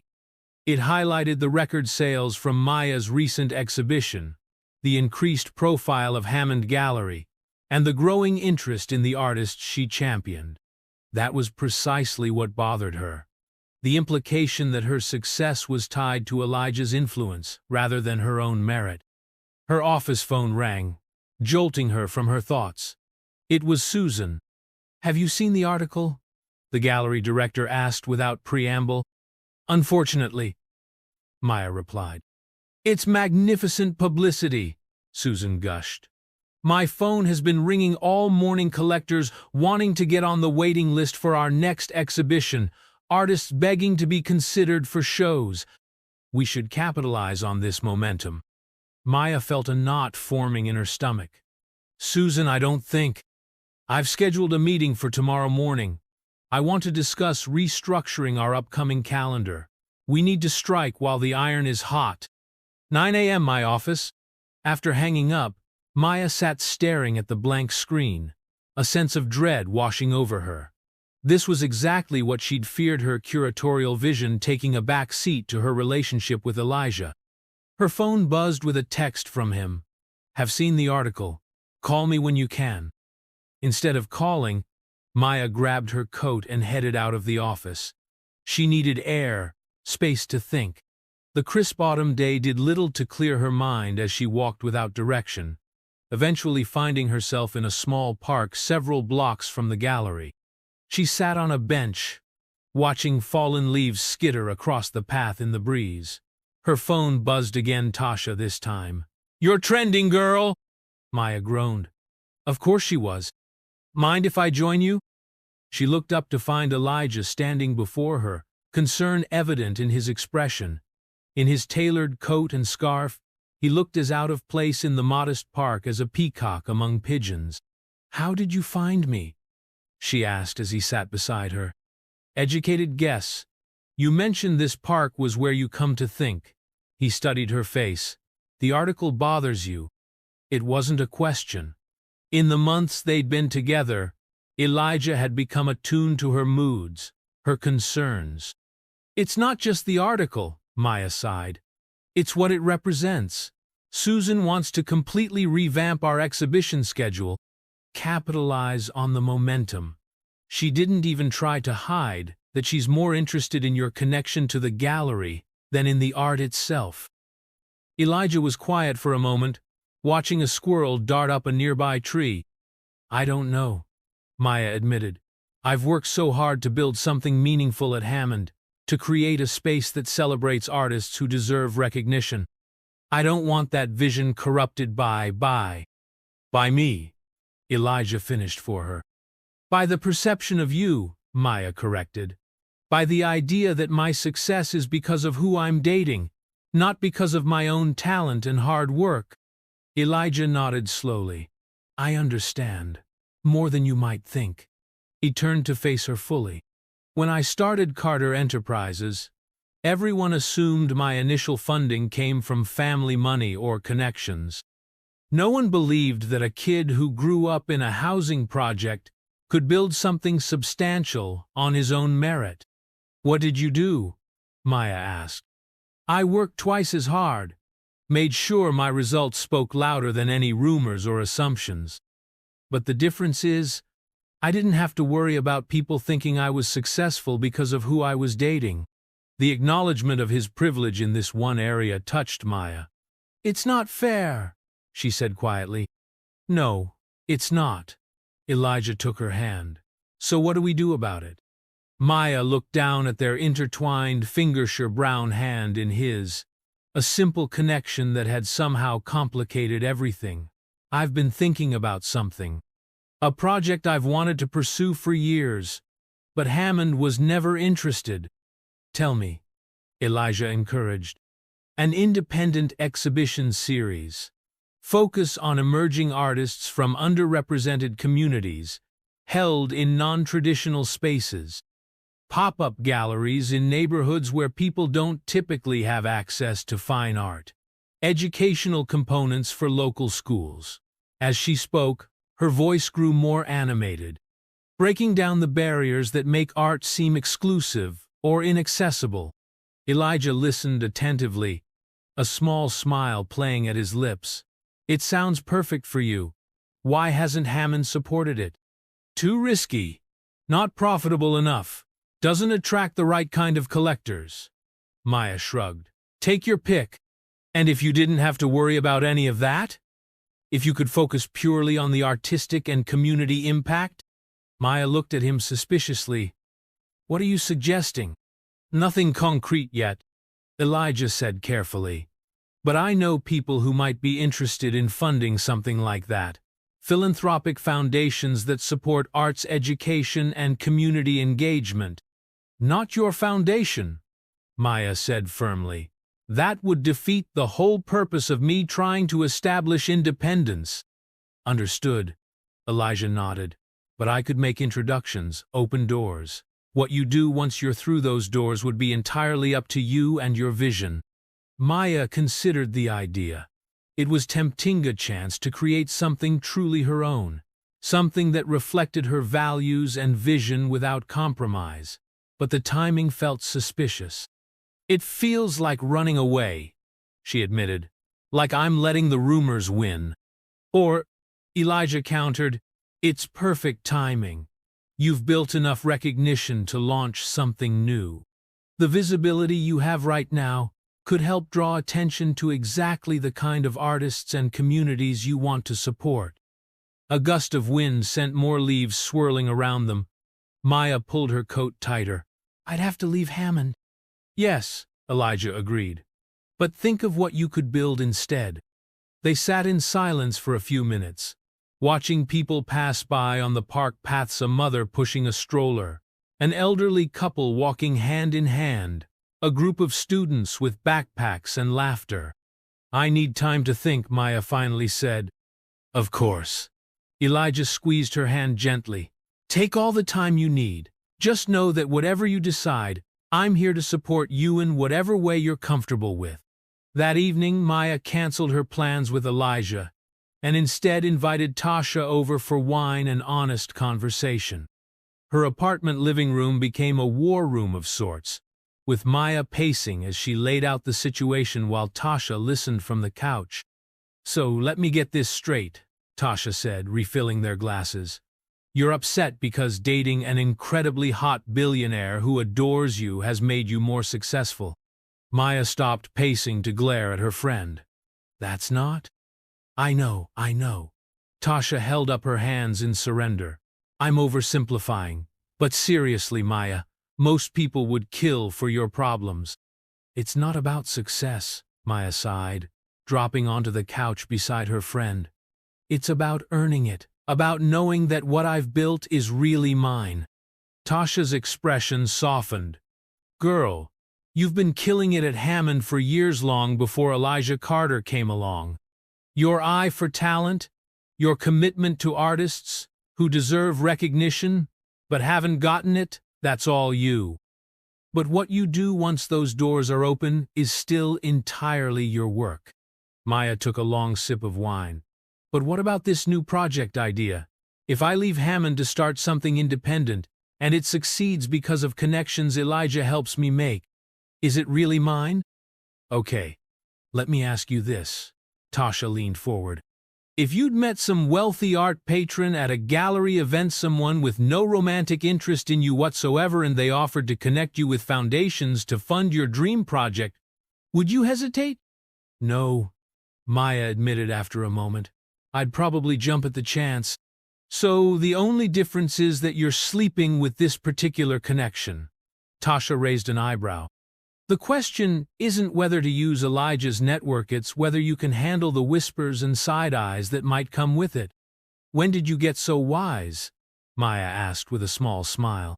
"I've always been wise. You've just been too busy looking at art to notice." Tasha topped off their glasses again. "Here's my 2 cents. You've earned every bit of success you have. You'll earn whatever comes next, too. Don't let other people's perceptions rob you of opportunities that align with your values." The next morning, Maya arrived at Hammond Gallery early, before her meeting with Susan. She walked through the exhibition one last time, taking in the powerful works she'd helped bring to public attention. Whatever happened next, she was proud of what she'd accomplished here. At precisely 9 a.m., she knocked on Susan's office door. "Maya, come in." Susan's smile was bright, her energy almost manic. "I've been up half the night reimagining our entire program. With your connection to Elijah Carter, we can elevate Hammond to an entirely new level. I'm thinking a gala event with his business associates, perhaps a special curators series with you as the face." "Susan," Maya interrupted firmly, "I need to talk to you about my role here." The gallery director paused, noticing Maya's serious expression for the first time. "What about it?" "I've been thinking about my future at Hammond, about the direction of my curatorial work." Susan's smile faltered slightly. "If this is about a raise, I think we can certainly." "It's not about money," Maya said. "It's about vision. For years, I've wanted to develop more community-focused exhibitions, to bring art to neighborhoods and people who don't typically have access to spaces like Hammond." "That's a lovely sentiment," Susan said dismissively, "but not very practical from a business perspective. Besides, with your new profile, we should be aiming higher, not—" "That's exactly my point," Maya interrupted again. "My vision for my work and Hammond's vision seem to be diverging, and I think it might be time for me to pursue my own path." Susan's smile disappeared entirely. "You're quitting? Now, when we finally have momentum?" "I'm giving my notice," Maya corrected gently. I'll stay through the end of the current exhibition, help train my replacement, ensure a smooth transition. Susan stared at her in disbelief. This is because of him, isn't it? Carter's filling your head with grand ideas, promising to bankroll some pet project? Maya maintained her composure, though she felt heat rising in her cheeks. This decision is mine, based on where I want my career to go. Elijah supports me, but he didn't suggest I leave Hammond. You're making a mistake, Susan warned. Without the Hammond name behind you, without our infrastructure and connections. I've built my own name, Maya said with quiet confidence, and my own connections. I appreciate everything Hammond has given me, Susan, but it's time for me to build something new. The conversation grew tense after that, with Susan alternating between trying to convince Maya to stay and making thinly veiled threats about her future in the art world. By the time Maya left the office, their professional relationship had cooled considerably, but her resolve had only strengthened. As she cleared out her desk later that day, Maya felt a mixture of terror and exhilaration. She had just walked away from job security, institutional backing, and a clear career path. In its place was only possibility undefined, uncertain, but full of potential. Her phone rang. Elijah. How did it go? He asked when she answered. I quit, Maya said, the reality of it still sinking in. How do you feel? Maya looked around her half-packed office, at the exhibition catalog she'd worked so hard on, at the artist's contact information she'd carefully built over years. Terrified, excited, free. Elijah's chuckle was warm through the phone. That sounds about right. When I left my first firm to start Carter Enterprises, I threw up twice the first day from sheer panic. The image of the always composed Elijah in such a state made Maya laugh. That's strangely comforting. Listen, he said, his tone turning more serious. I'm heading to a meeting. Not at your place, Maya decided. Somewhere neutral. I need to keep a clear head if we're going to discuss this. Fair enough. There's a diner near your apartment, Sal's. 8 o'clock? After hanging up, Maya finished packing her personal items. As she was about to leave, Is it true? Zoe asked hesitantly. You're leaving? Maya nodded. Time for a new chapter. To her surprise, Zoe's eyes lit up. Will you still be curating? Because if you are, and if you need any help. She trailed off, suddenly self-conscious. Looking at the eager young woman, Maya felt something click into place. Maybe this wasn't just about her own path.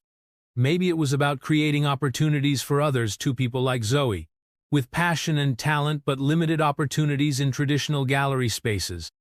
I might be, Maya said with a smile. Let's stay in touch. That night at Salsa No Frills Diner with laminated menus and bottomless coffee, Maya laid out her vision to Elijah. As they sat in a vinyl booth under fluorescent lighting, surrounded by late-night diners who paid them no attention, she spoke with growing enthusiasm about her ideas. I want to create a nomadic gallery, she explained, sketching on a napkin. Pop-up exhibitions in unconventional spaces, vacant storefronts, community centers, school gymnasiums. Bring world-class art directly to neighborhoods that don't have access to traditional galleries. Elijah listened intently, occasionally asking questions but mostly letting her speak. Each exhibition would include educational components workshops for local schools, artist talks, community conversations about the themes in the work, and we'd hire young people from the community as docents, give them experience in the art world. We? Elijah asked, catching the plural. Maya smiled. I already have one eager volunteer, Zoe from Hammond, and I'm thinking of reaching out to some of the art school graduates I've mentored over the years. People with fresh perspectives who aren't yet jaded by the commercial side of the art world. Elijah nodded, his expression thoughtful. It's a powerful vision, Maya, genuinely innovative. But, she prompted, hearing the hesitation in his voice. "No, but," he assured her, "just thinking about logistics. You'll need funding, infrastructure, legal structure. Nonprofit status would make sense, given the educational component." Maya took a deep breath. "That's where I could use your help, not your money," she added quickly, "but your expertise in setting up organizations. And yes, some introductions to foundations that might be interested in funding this kind of work." Elijah reached across the table to take her hand. "I can do that. And Maya, I'll do it in whatever way makes you comfortable. Behind the scenes, arm's length, whatever preserves your independence." She squeezed his hand, grateful for his understanding. "Thank you. And I want to be clear, this isn't about us, about our relationship. This is something I've wanted to do for years." "I know," he said simply. "That's what makes it worth supporting." Over mediocre coffee and slice of pie, they brainstormed names for the new venture. Maya wanted something that conveyed both mobility and connection, that spoke to the mission of bringing art to communities. "Bridge Gallery," Elijah suggested. "Since you're bridging world-shy art and community spaces, established artists, and new audiences." Maya tested the name on her tongue. "Bridge Gallery. I like it." She scribbled it on her napkin, then looked up at Elijah with a mix of determination and vulnerability. "I'm really doing this, aren't I?" "You really are," he confirmed with a smile. "And it's going to be extraordinary." As they left the diner, walking hand in hand under the city's night sky, Maya felt a sense of alignment she hadn't experienced in years. The path ahead was uncertain, filled with challenges she could only begin to anticipate. But for the first time, she was charting her own course, climbing a ladder within an established institution, but building something new that reflected her deepest values. And having Elijah by her side, supporting without controlling, made the leap feel less like falling and more like flying. 3 months after leaving Hammond Gallery, Maya stood in a cavernous former warehouse in West Sidione, of the city's historically black neighborhoods that had seen decades of disinvestment before recent revitalization efforts. Sunlight streamed through the high windows, illuminating dust motes dancing in the air. "It needs work," admitted Jamal, the community developer who owned the building. "But the bones are good and the price is right for a 3-month lease." Maya walked the space slowly, envisioning how it could transform. The brick walls would make a perfect backdrop for the contemporary paintings she had in mind. The open floor plan offered flexibility for different configurations of art, and the location just blocks from 3 public schools and a community college was ideal for the educational programming she planned. "It's perfect," she decided. "We'll take it." Beside her, Zoe clapped her hands in excitement. The former gallery assistant had become Maya's right hand in launching Bridge Gallery, bringing boundless enthusiasm and a knack for social media that had already built significant buzz around their first exhibition. "When do we get the keys?" Zoe asked eagerly. "End of the week," Jamal replied. "That gives you about a month before your opening, right?" Maya nodded, mentally calculating all that needed to be done: cleaning, lighting installation, painting some of the walls, building movable partitions, not to mention the actual artwork logistics. It was daunting, but exhilarating. After signing the preliminary paperwork, Maya and Zoe walked to a nearby coffee shop to continue planning. The neighborhood was in transition. Family-owned businesses that had been there for generations now sat alongside trendy new establishments. The coffee shop itself was a perfect example, owned by a local family, but recently renovated with a minimalist aesthetic to attract younger clientele. "So," Zoe said, opening her laptop, "I've drafted the press release for the inaugural exhibition. Want to review it?" Maya smiled at her assistant's efficiency. "Absolutely." As they worked, Maya's phone buzzed with a text from Elijah. "Heading into board meeting. Foundation decision should come today." Maya's stomach tightened. The Newell Foundation was considering a significant grant for Bridge Gallery, enough to fund their first year of operations. The connection had come through one of Elijah's business associates, not directly from him, maintaining the arm's-length approach they'd agreed upon. "Everything okay?" Zoe asked, noticing Maya's expression. "Just nervous about the Newell grant," Maya admitted. "We should hear today." Zoe gave her an encouraging smile. "They'd be crazy not to fund us. Our proposal was solid gold." Maya appreciated the vote of confidence, but she knew the reality of arts funding it was competitive, subjective, and often came down to relationships as much as merit. And while she had intentionally not mentioned her relationship with Elijah Carter in the application, she couldn't help wondering if the foundation board knew anyway. The art world was small, and gossip traveled fast.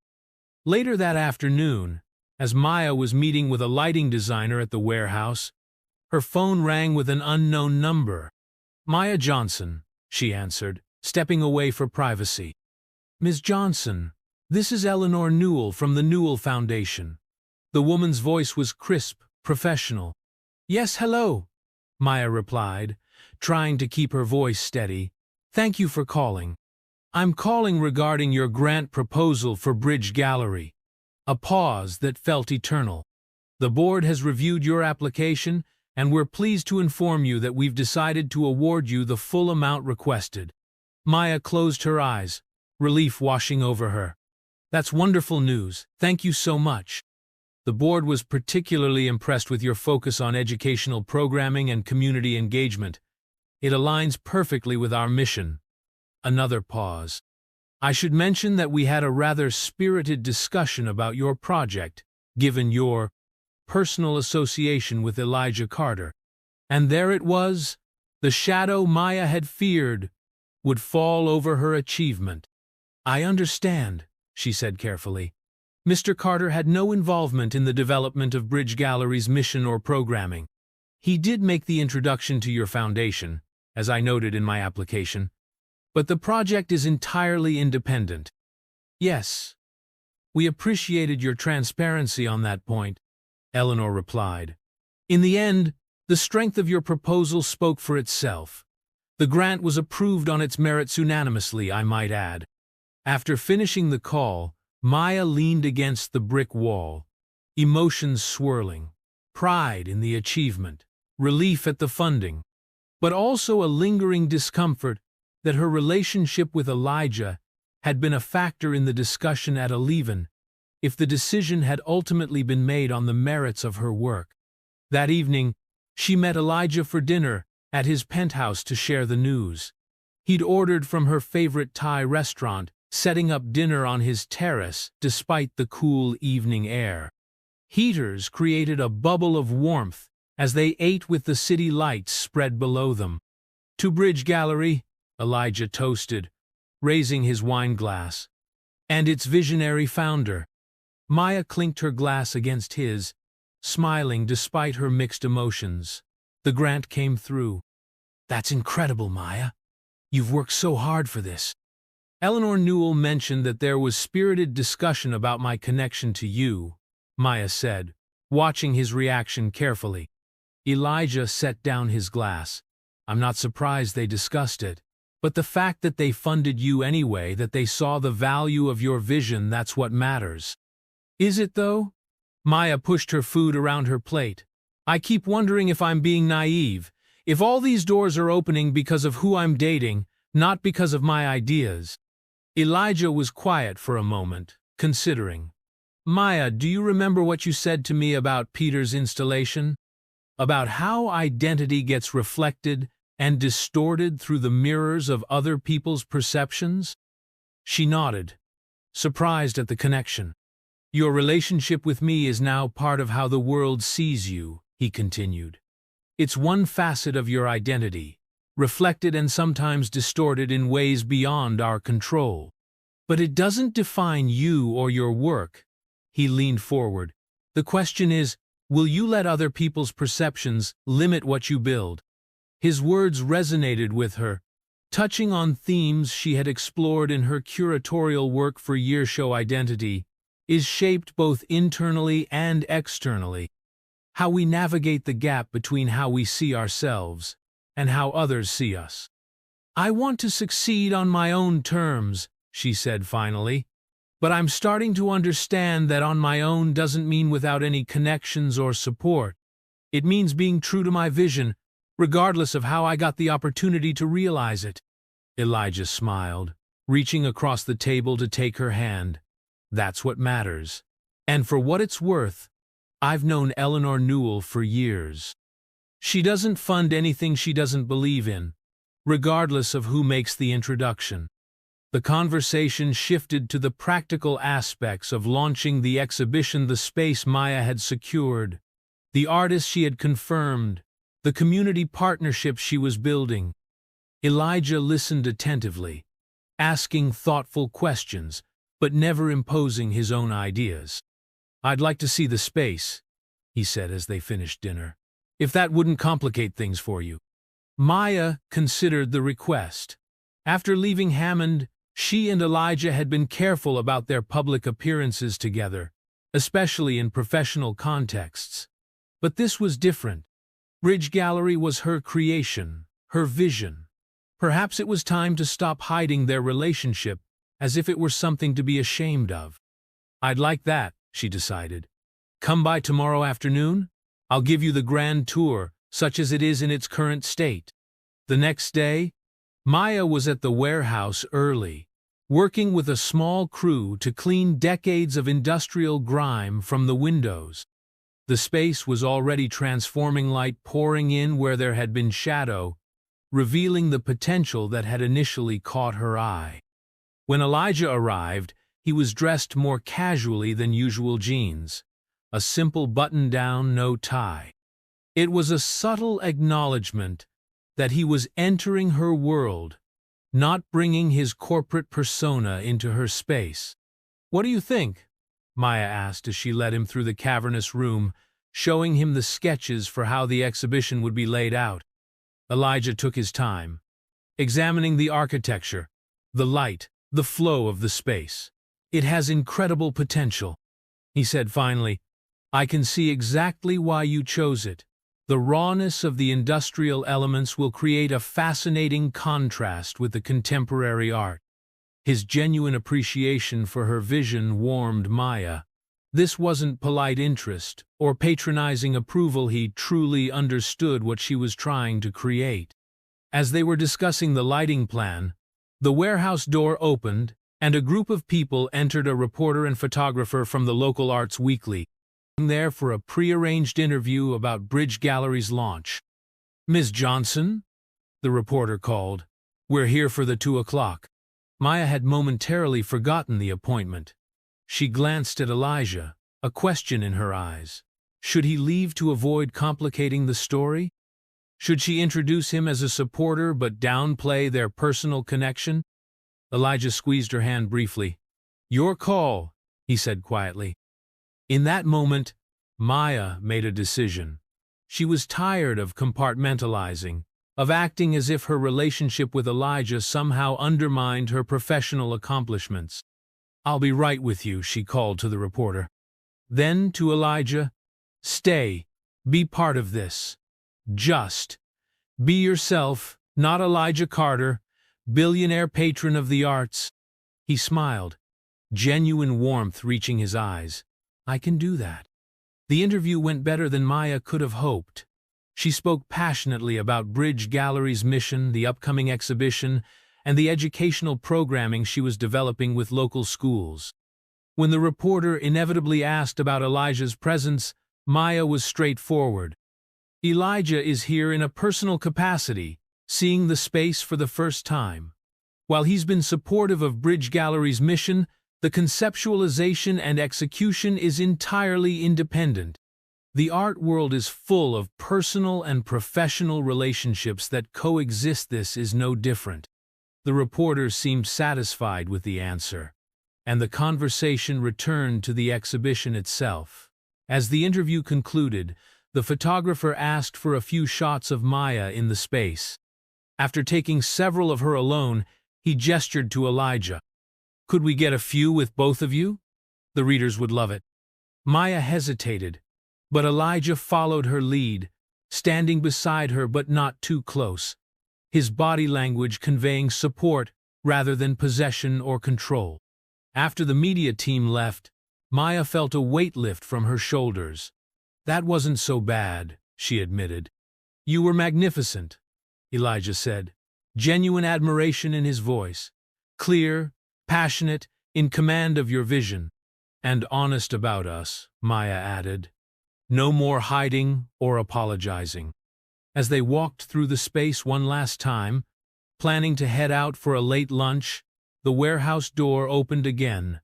Maya looked up, expecting to see Zoe or one of the contractors. Instead, Susan from Hammond Gallery stood in the entrance, her expression a mixture of surprise and calculation as she took in the scene Maya and Elijah together in the raw space of what would become Bridge Gallery. "Maya," Susan said coolly, "I heard rumors you'd found a space in West Side. I was in the neighborhood and thought I'd see for myself." Her gaze shifted to Elijah. "Carter, how convenient to find you here as well." Maya straightened her spine, refusing to be intimidated. "Susan, welcome to Bridge Gallery. We're still in the early stages, as you can see." "Indeed." Susan's eyes scanned the space critically. "Quite a departure from Hammond's elegance. But I suppose you have to start somewhere," she smiled thinly. "Even with advantages." The implication hung in the air, but Maya refused to take the bait. "We're excited about the location. 3 schools within walking distance, a diverse community, affordable space for artists to actually live and work nearby." Susan nodded absently, her attention more on Elijah than on Maya's words. "Mr. Carter, I've been meaning to reach out. Hammond has an exciting new exhibition planned for fall-emerging artists from East Asia. Right up your alley, given your business interests in the region." Elijah's expression remained politely neutral. "Sounds interesting. Maya has actually introduced me to several remarkable artists from that part of the world over the years." The subtle reminder of their history that his art education had begun long before their romantic relationship was not lost on Susan, whose smile tightened further. "Well," she said briskly, "I should let you get back to whatever this is." She gestured vaguely at the warehouse. "Good luck with your little project, Maya. The art world can be so fickle. One minute you're the toast of the town, the next you're yesterday's news." After she left, Maya released a breath she hadn't realized she was holding. "Well, that was subtle," Elijah remarked dryly. Maya laughed, despite herself. "About as subtle as a sledgehammer." She looked around the raw space, seeing it briefly through Susan's critical eyes: the dusty floors, the peeling paint, the massive amount of work still to be done. For a moment, doubt crept in. Was she making a mistake, risking her career on an unproven concept? As if reading her thoughts, Elijah took her hand. "You know she came here to shake your confidence, right? She's threatened by what you're building. Or concerned about me damaging my reputation with a failed venture," Maya countered. "No," Elijah said firmly. "Threatened. Hammond has been doing the same thing for decades. You're innovating, reaching new audiences, creating something genuinely new. That's always threatening to established institutions." Maya squeezed his hand, drawing strength from his certainty. "You really believe in this, don't you? In me?" "Completely," he said without hesitation. "But more importantly, you believe in it. I can see it in how you talk about the space, the artists, the community you want to engage. This isn't about proving something to Susan or anyone else. It's about creating something true to your vision." In that moment, standing in the dust and potential of her future gallery, Maya felt something shift inside her. The lingering doubt about her path, the nagging worry about perceptions and influences, they didn't disappear entirely, but they receded, making room for something stronger: conviction in her own vision, confidence in her own voice. "You're right," she said. "This is my vision, My creation. Whatever doors open to make it possible, I'm the one walking through them, building something new on the other side." Elijah smiled, a rare full smile that transformed his usually serious face. "That's the Maya Johnson I fell in love with." The words hung in the air between them, spoken so naturally that it took both of them a moment to register their significance. They hadn't said those words to each other before. Maya looked at him, at this complicated man who had entered her life in the most unexpected way, who had challenged her and supported her in equal measure, who saw her truly, saw her as both the professional she was and the woman she was, without diminishing either. "Did you just say you love me?" she asked softly. Elijah didn't back away from the admission. "I did. I do." He stepped closer, his voice low and sincere. "I love your passion, your integrity, your courage to build something new. I love how you push me to be more than just the Iceman everyone expects me to be. I love you, Maya Johnson, independent of anything you do or create." Maya felt tears prick at her eyes, not from sadness or confusion, but from the simple recognition of truth. "I love you too," she said, the words feeling right, feeling like coming home, even when it's complicated, especially when it's complicated. Their kiss, surrounded by dust and promise in the space that would become Bridge Gallery, felt like a beginning of her new venture, of their deeper connection, of a future that would continue to challenge and reward them both. Later, as they walked hand in hand from the warehouse, neither noticed the figure across the street, a reporter who had followed Susan to the location, hoping for a scoop. The photo he captured Maya and Elijah emerging together, faces alight with private joy, would appear in the next day's art section under the headline, "Power Couple Behind Bold New Gallery Venture." The story was already being written, whether they controlled the narrative or not, but for the first time, Maya found she didn't mind. Let them talk. She knew the truth of what she was building, and who she was building it with. "5 minutes, everyone," Maya called out, checking her watch nervously. "Doors open at 7 sharp." The transformed warehouse hummed with last-minute activity. 6 weeks of intensive work had turned the raw industrial space into a stunning gallery. Strategic lighting illuminated the artworks. Movable walls created intimate viewing spaces within the cavernous room. A small stage had been set up for the evening's artist talks. It was the night of Bridge Gallery's inaugural exhibition, Reflections Across Divides, a showcase of works by artists exploring identity across cultural, racial, and economic boundaries. Among them was Olawale Peters, whose mirror installation had been the unexpected catalyst for Maya and Elijah's first meaningful conversation. Zoe hurried over, clipboard in hand. "The caterers are set up, the sound system is tested, and the docents are all briefed. We're ready." She paused, giving Maya an appraising look. "And you look amazing, by the way." Maya smoothed the front of her dress, a striking design by a local fashion student, made from vibrant African wax prints in shades of emerald and gold. "Thanks. Is the community bus program running smoothly?"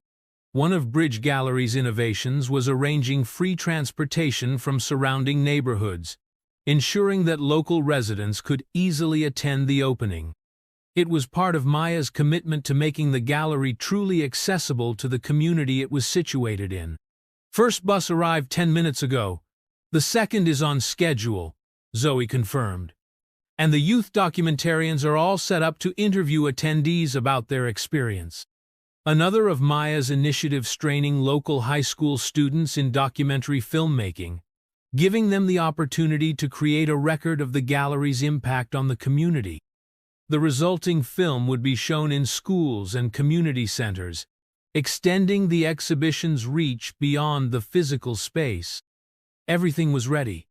Everything except Maya herself, who couldn't quite shake her nervousness. This wasn't just another exhibition opening, it was the public debut of her vision, her independent voice in the art world. The stakes felt enormously high. Her phone buzzed with a text from Elijah. "On my way. Traffic. Start without me if needed." They discussed his role in the evening carefully. He would attend, of course, but as Maya's partner rather than in any official capacity. No speeches, no formal recognition. His support had been crucial behind-the-scenes advice on organizational structure, introductions to potential donors, but tonight was about the artists, the community, and Maya's curatorial vision. At precisely 7 o'clock, Maya took a deep breath and nodded to Zoe, who opened the massive front doors. People immediately began streaming in Art World figures who had followed Maya from Hammond, curious locals from the neighborhood, students from the nearby community college, and a healthy contingent of press. The energy was electric. Unlike the hushed, reverential atmosphere of traditional galleries, Bridge Gallery buzzed with conversation, with genuine engagement. Maya moved through the space, greeting guests, introducing artists to collectors, watching with satisfaction as people from vastly different backgrounds found common ground in discussions about the art. The Peters installation drew particular attention now, expanded from its original form, with new elements reflecting the specific history of the West Side neighborhood where the gallery was located. Maya stood nearby, listening as the artist explained his vision to an engaged group that included both seasoned art collectors and local teenagers. The mirrors reflect not just ourselves, but the community around us, Peters was saying. We see ourselves in context, connected to others, even as our individual experiences remain unique. The concept resonated deeply with Maya, especially now. Her own identity had expanded and evolved through her relationship with Elijah, through this new venture, through her deeper engagement with the community around her. The reflection she saw of herself had changed, not distorted, but enriched by these new connections. She felt a warm hand at the small of her back, and turned to find Elijah beside her, having slipped in quietly during Peter's talk. In his simple dark suit, he looked elegant but not ostentatious, deliberately understated. "Sorry I'm late," he murmured. "The exhibition looks incredible, Maya. Truly extraordinary." "You're here now," she said, leaning into him briefly before straightening. "What do you think of the Peters installation in this space?" "Even more powerful than at Hammond," Elijah said, studying the work. "The way it interacts with the industrial architecture, the community context, it has new resonance." They were interrupted by a local reporter who recognized Maya. "Ms. Johnson, congratulations on the opening. Would you mind answering a few questions about Bridge Gallery's mission?" "Of course," Maya agreed. As Elijah began to step away to give her space, she caught his hand. "Stay," she said quietly. "This is part of us too." The interview went smoothly, with Maya articulating her vision for the gallery as a space that bridged traditional art world boundaries between established institutions and communities typically excluded from them, between commercial success and social impact. When the reporter inevitably asked about Elijah's involvement, Maya was straightforward. "Mr. Carter has been supportive of Bridge Gallery as my partner, just as I support his ventures. While we've certainly learned from each other professionally, Bridge Gallery is my vision and my direction." Elijah nodded in agreement. "Maya has built something remarkable here. My role is simply to cheer from the sidelines."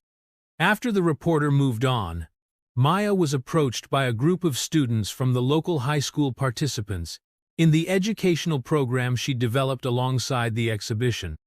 "Ms. Johnson," one of them said shyly, "we wanted to show you our response project." She handed Maya a small book of photographs and written reflections inspired by the exhibition. Maya leafed through it, genuinely moved by the students' insightful responses to the artwork. "This is beautiful work," she said. "Would you be willing to share it more widely, perhaps as part of our community response wall?" The students beamed with pride, and Maya introduced them to one of the exhibiting artists, who was equally impressed with their project. As they fell into conversation, Maya caught sight of a familiar figure near the entrance. Susan from Hammond Gallery, surveying the space with a critical eye. "I should go say hello to Susan," Maya murmured to Elijah. "Diplomatic relations and all that." "Want me to come with you?" he offered. Maya shook her head. "This one I need to handle myself." She crossed the room to where her former boss stood, examining the exhibition catalog. "Susan, thank you for coming." Maya kept her tone professional but warm. Susan looked up, her expression unreadable. "Maya, quite a turnout you've managed." "We're pleased with the response," Maya said. "The community engagement has exceeded our expectations."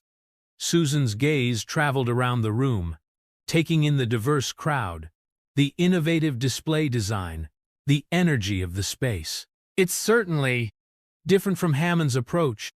"That was the intention," Maya replied, refusing to be baited into defensiveness.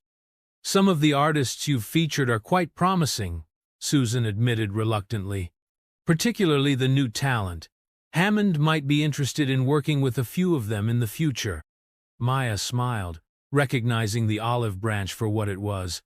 "I'm sure the artists would appreciate the opportunity. Building bridges between institutions is part of our mission, after all."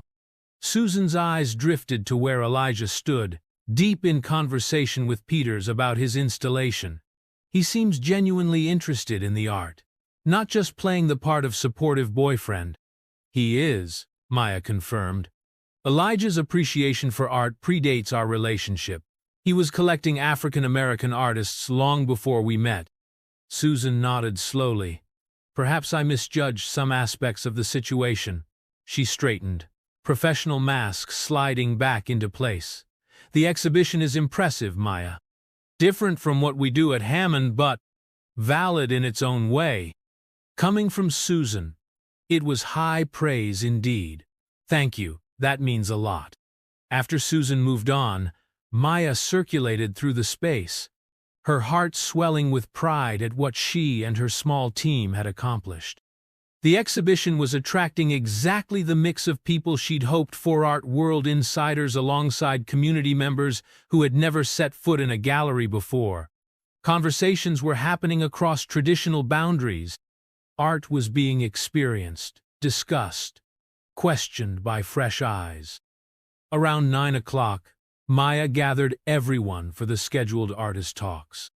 3 of the exhibiting artists, including Peters, gave brief presentations about their work, followed by a lively Q, a session with the audience.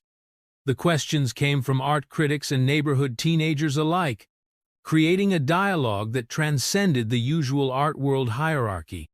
After the talks, as the opening continued with music and refreshments, Maya found herself momentarily alone near the back of the gallery. She leaned against a column, taking in the scene before her. The vibrant crowd, the powerful artwork, the space transformed from industrial relic to cultural nexus. Elijah found her there, 2 glasses of champagne in hand. "Taking it all in?" he asked. "Trying to remember every detail," she admitted. "It's everything I hoped it would be." "It's more," Elijah said. "Look at this crowd, Maya. The energy in this room. This isn't just an exhibition opening, it's the beginning of something significant." Maya sipped her champagne, allowing herself to believe it. The hard part comes next.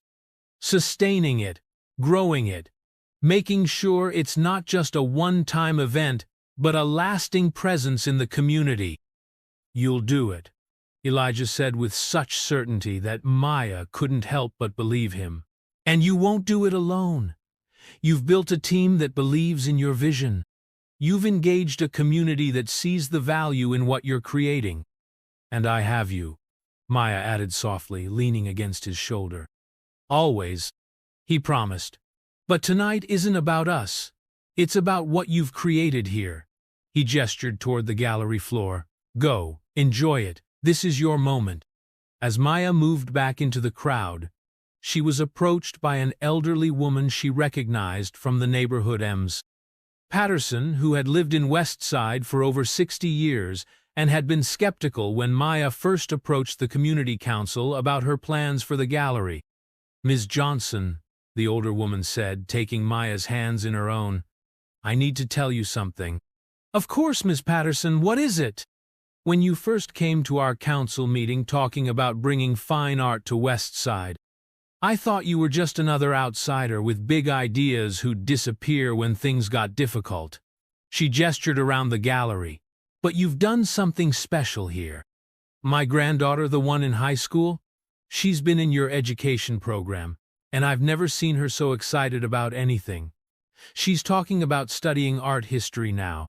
Maya felt tears prick at her eyes. "That means everything to me, Miss Patterson. Everything. You're building bridges, just like the name says," the older woman continued, "between people who wouldn't normally be in the same room together, between ideas that need to be connected. It's good work, important work." Those words stayed with Maya throughout the remainder of the evening, a touchstone to return to whenever doubts crept in. By the time the last guests departed just after midnight, she was exhausted but exhilarated. The opening had been an unqualified success by any measure of strong sales, positive critical response, genuine community engagement. The small bridge gallery team gathered for a toast after the doors closed. Maya, Zoe, the 2 other staff members they'd hired, and the student interns who had worked tirelessly to make the night a success. Elijah stood slightly apart, giving them their moment of shared accomplishment. "To Bridge Gallery," Maya said, raising her glass, "and to all of you who helped make this vision a reality, this is just the beginning." After the toast, as the team dispersed to their well-deserved rest, Elijah helped Maya gather her things. They walked out together into the quiet night, his arm around her waist, supporting her tired body. "I am so proud of you," he said simply as they reached his car. "What you've created here." "What we've created," Maya corrected gently, turning to face him. "Yes, it's my vision, my direction, but you were right there beside me, believing in it when it was just an idea, helping me navigate the practical challenges, never trying to take control or override my decisions." She took his face in her hands. "We're partners, Elijah."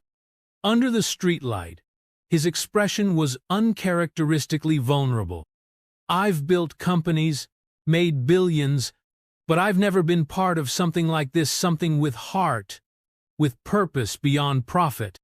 Being with you, supporting what you're building, it's changed how I see my own work." "How so?" Maya asked, genuinely curious. "I've always focused on efficiency, on outcomes.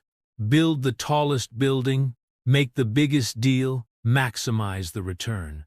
He shook his head slightly. "But you've shown me that how you build matters as much as what you build. The relationships, the communities affected, the people involved in the process, they're not just means to an end." Maya smiled, recognizing the profound shift in his thinking. "The Iceman is thawing." Elijah laughed, pulling her closer. "Long melted, I'm afraid. A certain curator saw to that when she used my car window as a makeup mirror." "Best mistake I ever made," Maya said, rising on tiptoes to kiss him. As they drove away from the gallery, Maya looked back at the illuminated sign they'd installed just that week. Bridge Gallery in simple, bold letters, a beacon in the night. Beyond the success of the opening, beyond the critical acclaim and the sales figures, she felt a sense of rightness. The path forward wouldn't be easy.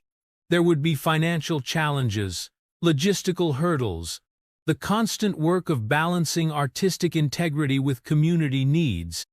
There would be skeptics like Susan, people who would attribute her success to her relationship with Elijah, rather than her own vision and hard work. But tonight had shown her something important. When you build authentic bridges between art and community, between different worlds, between heart and mind, people will cross them. They will meet in the middle, see new perspectives, form connections they might never have imagined possible. including a billionaire and a curator who had found each other in the most unlikely of circumstances, through a tinted car window that had become an unexpected mirror reflecting possibilities neither could have foreseen. 6 months after Bridge Gallery's opening, Maya sat at her desk in the small office they'd constructed in the back of the warehouse space. Spring sunshine streamed through the windows, illuminating the stack of proposals before her submissions from artists hoping to be included in the gallery's next exhibition cycle. The inaugural show had exceeded all expectations, generating not just critical acclaim but tangible impact in the community. School groups visited daily. Local residents who had never set foot in a traditional gallery were becoming regular attendees. Artists from underrepresented backgrounds were finding new audiences, new opportunities. And Maya was finding a new balance between her curatorial vision and her personal life, between independence and partnership, between artistic integrity and practical sustainability. Her phone buzzed with a text from Elijah. "Meeting running late. Still on for dinner?" Maya smiled, typing back. "Dinner on. Have news too. Your place or mine?" The reply came quickly. "Surprise me." Their relationship had deepened over the months, finding its own rhythm despite their busy schedules. Elijah had been true to his word, supporting Bridge Gallery without overshadowing Maya's leadership. He had made introductions where useful, offered advice when asked, but always respected the boundaries they'd established. Meanwhile, something unexpected had happened. As Maya grew more secure in her independent identity, Elijah had begun to change as well. The notorious Iceman of the business world was thawing, allowing more of his authentic self to show not just with Maya but in his professional life too. Zoe knocked on the office door, interrupting Maya's thoughts. "The community council is here for the summer program planning session," she announced. "And the caterers called they need final numbers for the fundraiser by tomorrow." "Tell the council I'll be right out," Maya replied, gathering her notes. "And confirm 90 for the fundraiser, better to have extra food than run short." The gallery was expanding its programming, building on the success of the initial educational initiatives. The summer would bring artist residencies, workshops for local youth, and a series of public conversations about art and social change. It was ambitious, but Maya had assembled a team that shared her vision and her work ethic. The community council meeting ran longer than expected, with passionate discussions about which neighborhoods should be prioritized for the mobile art installations they were planning. By the time Maya wrapped up her workday, it was nearly 7. She texted Elijah, "My place, take out from Chen's? I'll pick up on my way." At her apartment, the same modest one-bedroom she'd had before Bridge Gallery. Though she could now afford something larger, Maya kicked off her shoes and changed into comfortable clothes while waiting for Elijah. When he arrived, bearing not just food from their favorite Chinese restaurant but also a bottle of champagne, she raised an eyebrow. "Champagne on a Wednesday? Your news must be good." Elijah smiled, setting the bottle in her fridge to chill. "It is. But you first, what's your news?" Maya hesitated, suddenly nervous. "You go first. Mine can wait." Elijah studied her face, then nodded. "All right. Do you remember that project in Newark we discussed a few months ago? The mixed-use development near the Arts District?" Maya nodded. It was an ambitious project that would transform several blocks of abandoned warehouses into affordable housing, artist studios, and retail space. Elijah had been interested but hesitant about the financial viability. "The board approved it today," he announced. "But with a twist. We're creating a non-profit arm of Carter Enterprises specifically focused on community-centered development. Projects that prioritize local needs, sustainability, and cultural preservation." Maya's eyes widened. "Elijah, that's huge. A complete shift in your business model." "Not complete," he clarified. The core company will continue its traditional development work, but this new division, Carter Community Partners, will operate with different metrics for success. Social impact alongside financial return. What inspired the change? Maya asked, though she suspected she knew the answer. Elijah took her hand across the kitchen counter. You did. Bridge Gallery did. Seeing how you've approached development in West Side Building with the community rather than just for it or, worse, despite it. It's changed my thinking about what responsible development can look like. Maya squeezed his hand, deeply moved by the impact their relationship had had on his work. I'm so proud of you. This could change lives, transform neighborhoods without displacing the people who live there. That's the goal, Elijah agreed. He reached for the takeout containers, beginning to unpack their dinner. Now, your news? Maya took a deep breath. The Keller Foundation reached out. They want to fund an expansion of Bridge Gallery, not just our programming but our physical presence. Satellite locations in other underserved neighborhoods. A broader educational initiative. Support for a paid apprenticeship program. Maya, that's fantastic! Elijah exclaimed. The Keller Foundation is one of the most prestigious arts funders in the country. It gets better, Maya continued. They specifically mentioned that they were impressed by our community engagement model, the way we've integrated local voices into our curatorial process, our educational approach. They want to help us document it so other organizations can learn from what we're doing. That's significant validation, Elijah said. Your vision is becoming a model for others. Maya nodded, still processing the magnitude of the opportunity. It would mean expansion, hiring more staff, taking on more responsibility. She paused. It would also mean more public attention, more scrutiny. Understanding dawned in Elijah's eyes. You're worried about how our relationship will be perceived in that spotlight. Whether people will attribute your success to my influence rather than your vision. I thought I was past that concern, Maya admitted. But with something this big, this visible, I want to make sure Bridge Gallery's accomplishments stand on their own merits. Elijah was quiet for a moment, considering. What does your team think about the opportunity? They're thrilled, Maya said. Especially about the apprenticeship program that was Zoe's brainchild. And the community council? Cautiously optimistic. They want to make sure growth doesn't mean losing our connection to West Side. Elijah nodded, understanding her priorities.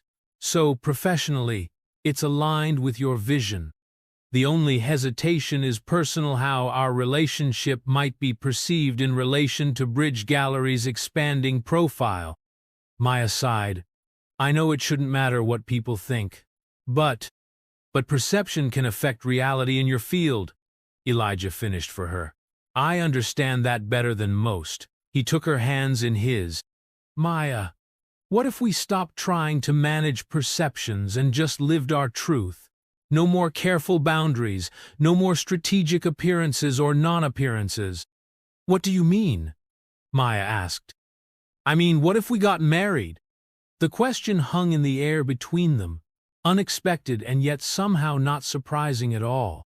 They had been moving toward this moment for months, building a partnership that transcended the usual categories of personal and professional. Are you proposing? Maya asked, her heart racing. Elijah smiled, a hint of vulnerability in his eyes. Not very elegantly, but yes. I love you, Maya. I love who I am when I'm with you. I love the world we're building together, both in our work and in our life. He squeezed her hands. I don't have a ring yet. I want us to choose that together. But I know with absolute certainty that I want to build a life with you. Tears welled in Maya's eyes. This isn't because of the Keller grant? Some misguided attempt to solve the perception problem? Not at all, Elijah assured her. Though I admit the timing is serendipitous. The Newark project just crystallized it for me, how much you've changed my life, my work, my understanding of what matters.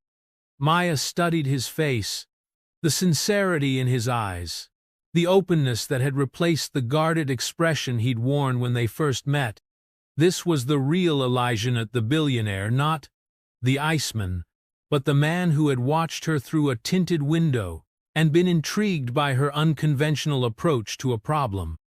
"Yes," she said simply. "Yes, I'll marry you."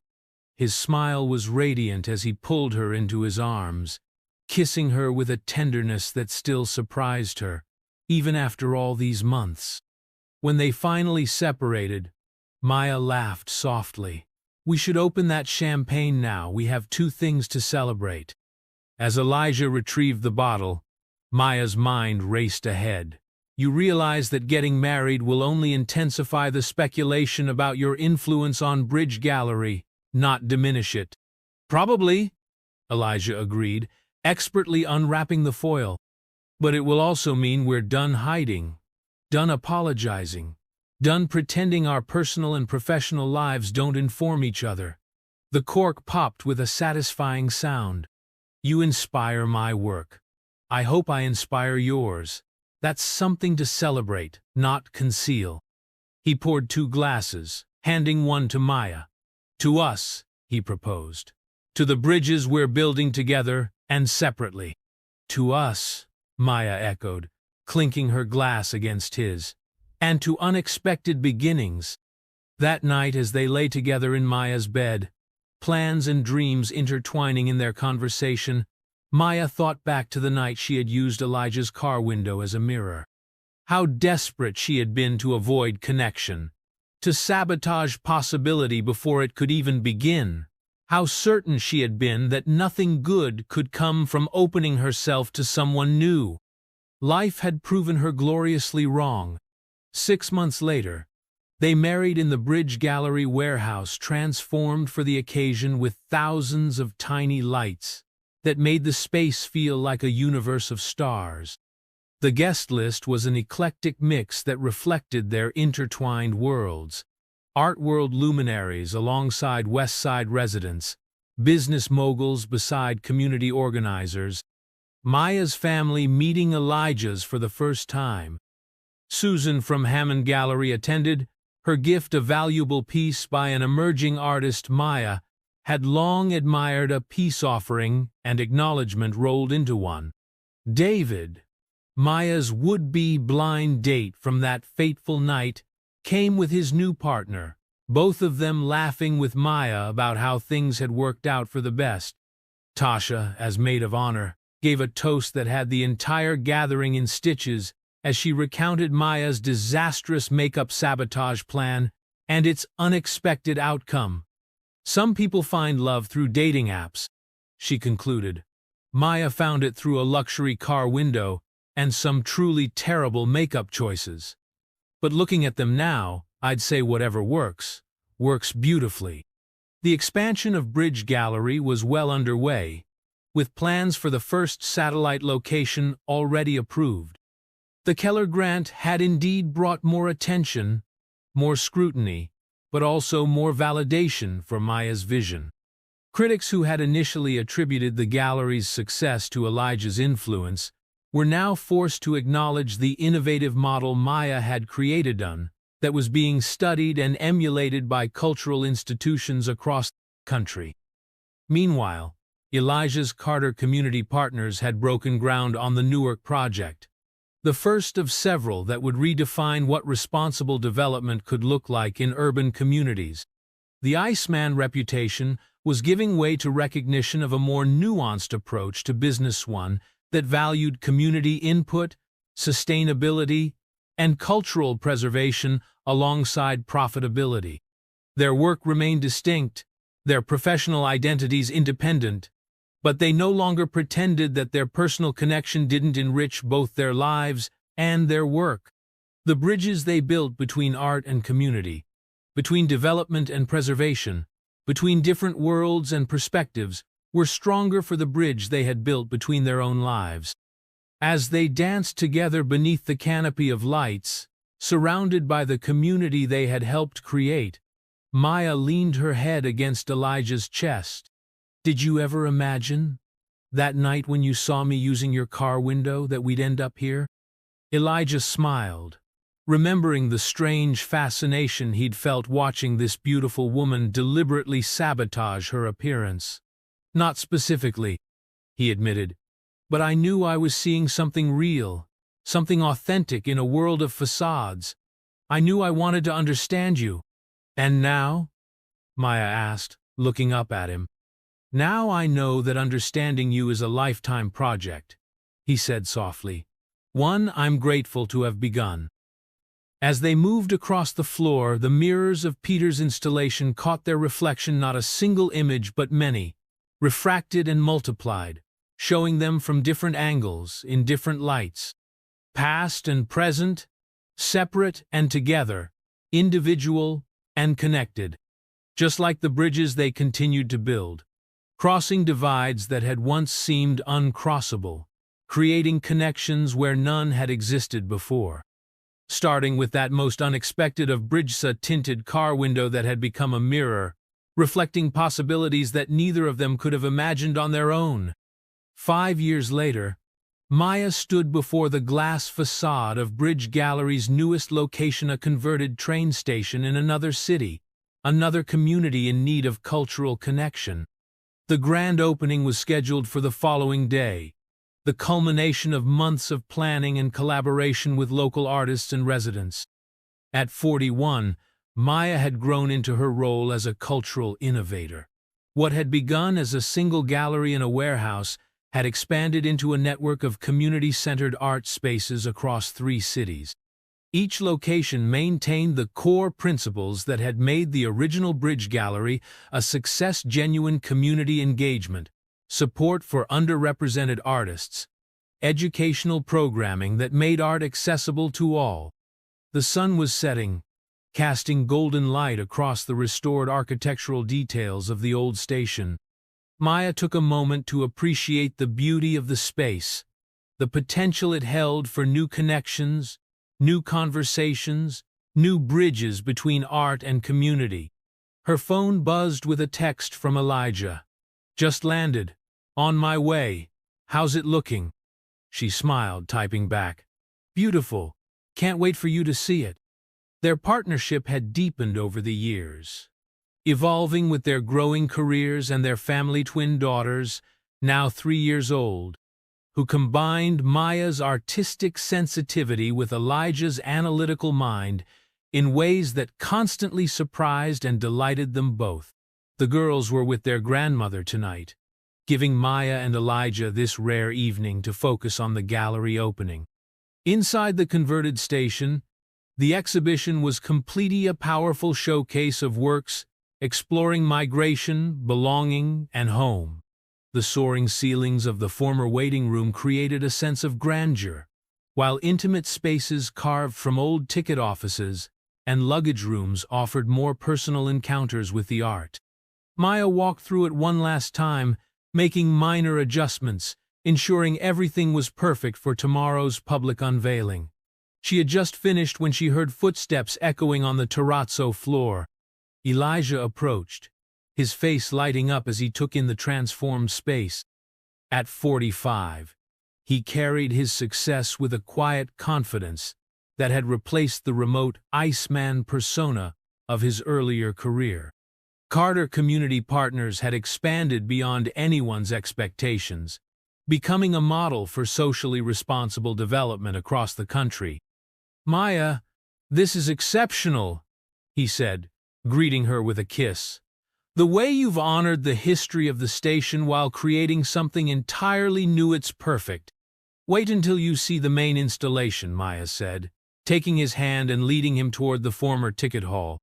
There, occupying the central space, was a massive work by Olawale Peterson, evolution of his mirror installation that had played such a pivotal role in their story. Now, the mirrors were incorporated into a structure reminiscent of a train, with windows that reflected viewers while simultaneously revealing glimpses of photographs, documents, and artifacts from the station's history and the community that had grown around it. It's called passages, Maya explained, about the journeys we take, the histories we carry with us, the reflections we see of ourselves in new places. Elijah stood before it, studying his own reflection fragmented and recombined with images of strangers, of history, of possibility. He said quietly, "A perfect centerpiece for this space." They walked the exhibition together, Maya pointing out details of the curation, the community input that had shaped the selection of artists, the educational programming that would bring local schools through these doors in the coming months. Afterward, they sat on a bench in what had once been the station's main waiting room, now transformed into a gallery space filled with light and art. Around them, staff made final preparations for the opening gala, their movements efficient but unhurried. "Do you ever think about that night?" Elijah asked, his arm around Maya's shoulders. "When you used my car window as a mirror?" Maya laughed softly. "More often than you might expect, especially when I'm facing a new challenge, taking a risk. I remind myself that the best things in my life came from what seemed like a moment of absolute disaster.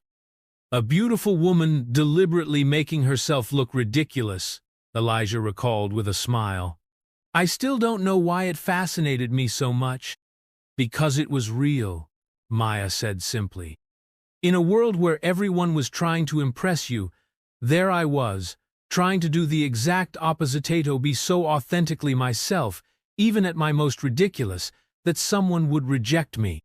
And instead, you found someone who was drawn to that authenticity," Elijah finished.